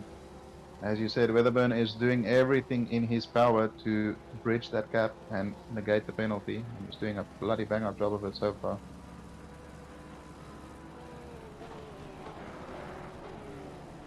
Yeah, Weatherburn 4.8 ahead of Luca. So if he can keep this pace up, then he has managed to negate his penalty. And Just to point out, Zach Graham still hasn't pitted. He knows there's a mandatory pit stop, right? Has anybody told him this? Or... race director, please let him know. Like, why is everybody pitting? I don't get it. Yeah, as we see Mitchell Mendyke there, just drive around the outside of him through the turn, what is that turn? 11. And yeah, those tires are rather second-hand at present. Really might be a good idea to dive into the pits at some stage. Get some fresh boots on. I think he's going for the fastest lap. Yeah, put the socks on at the end there. Oh! That is not how you take that chicane.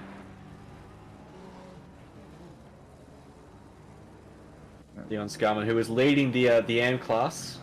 I think he had enough of gap such that doesn't matter, but not the way he for him wanted. because he didn't really hit anybody. He just locked up the brakes as 2 guys ahead of him completely compromised each other, and yeah, he lost out there.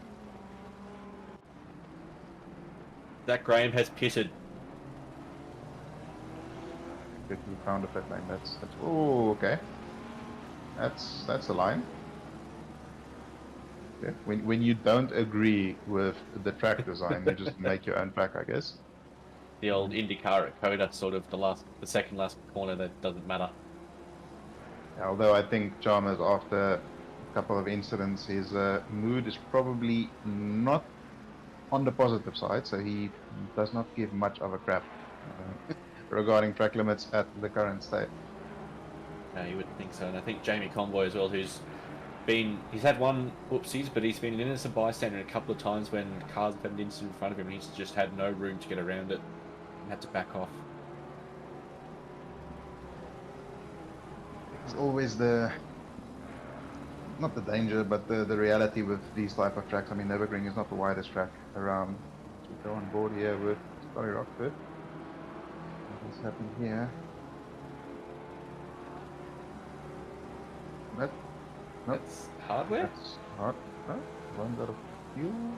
Hardware? No? Keep going. Oh, he turned his car off. Oh, okay. Pro tip, Scotty. Don't do that. Don't do that. It is not faster. Last lap for Lucas Vers at 56.0, so those tires are screaming at the moment. That's course, just he's made a mistake. He was running on a damp track at the earlier stage, so those tires will be very grained. You see Rockford here, he's dropped down to P14 after some incidents and a little bit of a brain fart with regards to cars and power, but he is still running P14 at the moment, under pressure from Bushell, who has 20 seconds worth of penalties after some extravagant attempts at overtakes. Creative interpretations of braking markers, I think, is the better way of Yeah, that makes sense. Yeah. Incorrect interpretations of braking markers, but yeah. No, creative. Nothing's wrong if you're a creative. That's fair enough. As we see, Joe Coleman is almost 6 seconds behind Weatherburn, so Weatherburn has done enough to negate that penalty. Lucas Burrs is coming through the first sector, so we're going to have about 3 more laps. Moeen on the back of Rachuti. Rachuti, of course, has a 10-second penalty for an earlier incident. So this is not technically for position, but we all know as drivers you want to finish ahead on track regardless of what penalties have to be served.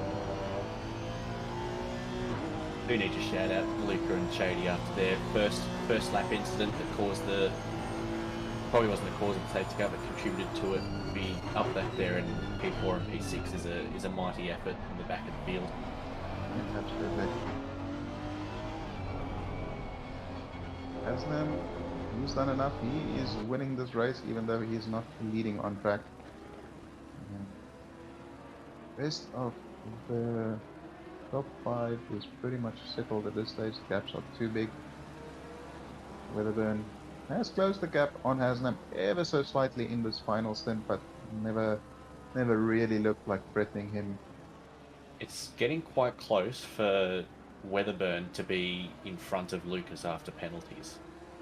He's about 6.1 seconds behind Lucas. That is true. That is very, very astutely seen there by you. So he is certainly going to be pushing these last couple of laps. As we see, Burrs is coming into the final few corners. 3 minutes remaining. We have 2 laps of racing. And his last lap was a 55.0, so as you said, that previous lap was maybe a bit of a mistake. Haslam a 55.1 on his previous lap, Jacob Weatherburn a 55.0, so not closing the gap on Burrs. Previous lap around, let's see what he does this time, a 54.9. Not sure what Burrs did on that lap, but gap has come down a tiny bit, but 1.9 seconds. He has, what, 2 laps? Gain a second. Okay, fight finish between those two. Rustafani here all over the back of Bartlett. I suspect that Rustafani is still getting a slap on the wrist given a previous incident. Luke Johnson has just received another 10-second penalty. He is here to get a bingo at some stage on his penalty card given the race he's had today. Rustafani goes a little bit wide there. Manages to keep it facing the right direction.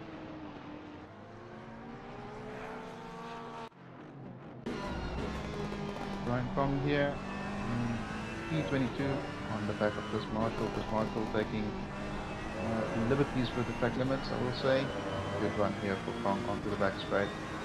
Does the Ferrari have the legs to get side by side with the Aston? Such a tricky spot there. It's not easy to go side by side through the kink, but you do close quite quickly. This Marshall is parking the car in the middle of the track, not allowing Kong the space to try and get through, and they continue lines turn into the final corner.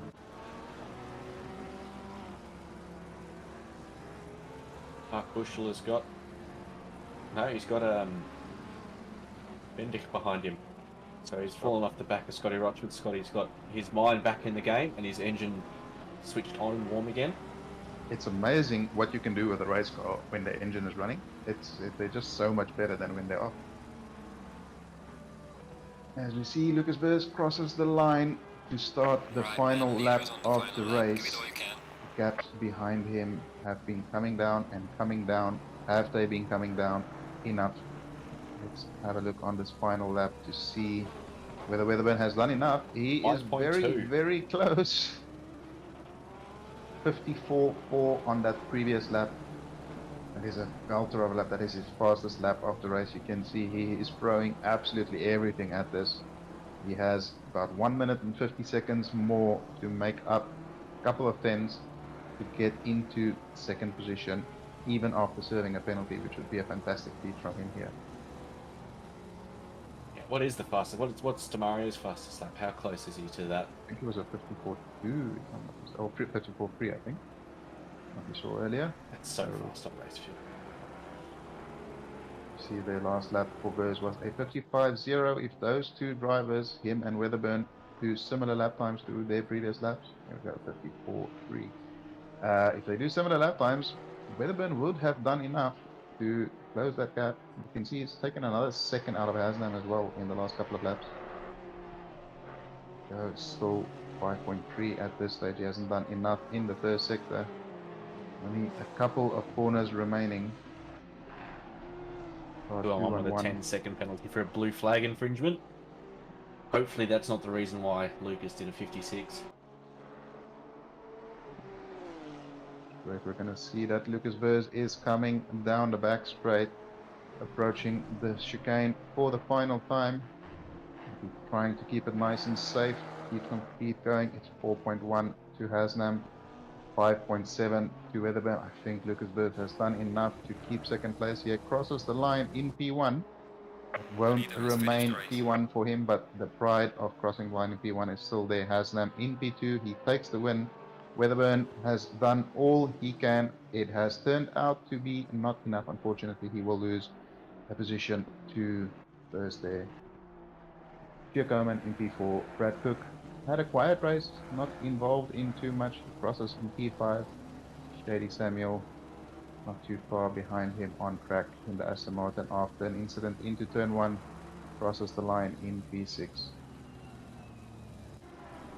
R14, Bartlett, Becketts a 10-second penalty for causing collision on lap 28, so we'll wait for a replay of what's happened there. We'll follow Mitchell Bendish on the back of Mark Bushel, who's got 20 seconds of penalty to serve, which will knock him back a little bit, but they're going to fight on track on all the way to the last corner. To get back to that as well, Bechtold has crossed the line to win the Pro Am class as well. And Bushel keeps it on track.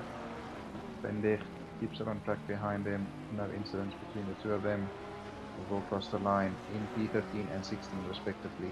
Bushel will lose a couple of positions, not as many as you would think with 20 seconds of penalties, given the gap behind him. We look at the AM class here, Percolini just ahead of Scarman here on track. Will Scarman be an absolute Chad and send it up into the chicane? He is not. Percolini just needs to keep it on track. He doesn't get a great run out of there, Scarman. You saw in the previous race with a nice drag race out of the final corner, although Percolini has done enough to take the win in the AM class. Scarman crossing the line just behind him, 2 tenths. And that is the end of that. I think Stewie Matthews still has to cross the line as he does that, and the race has come to an end. We will see those times update. No, they have already. Pick over, and it's wet. Green light, show them what you got. Okay, to have a look at the final results here for Split Becketts in Simrigs OOR Sprint Series, round number 6 at Nurburgring.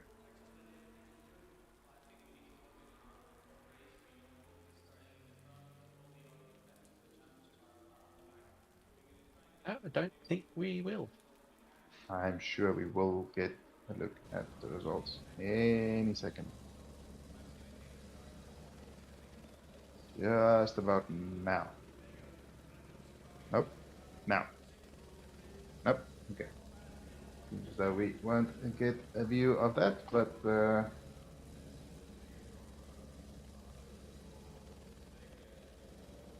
some fantastic racing overall. We do have the Mario Haslam, who has won the race.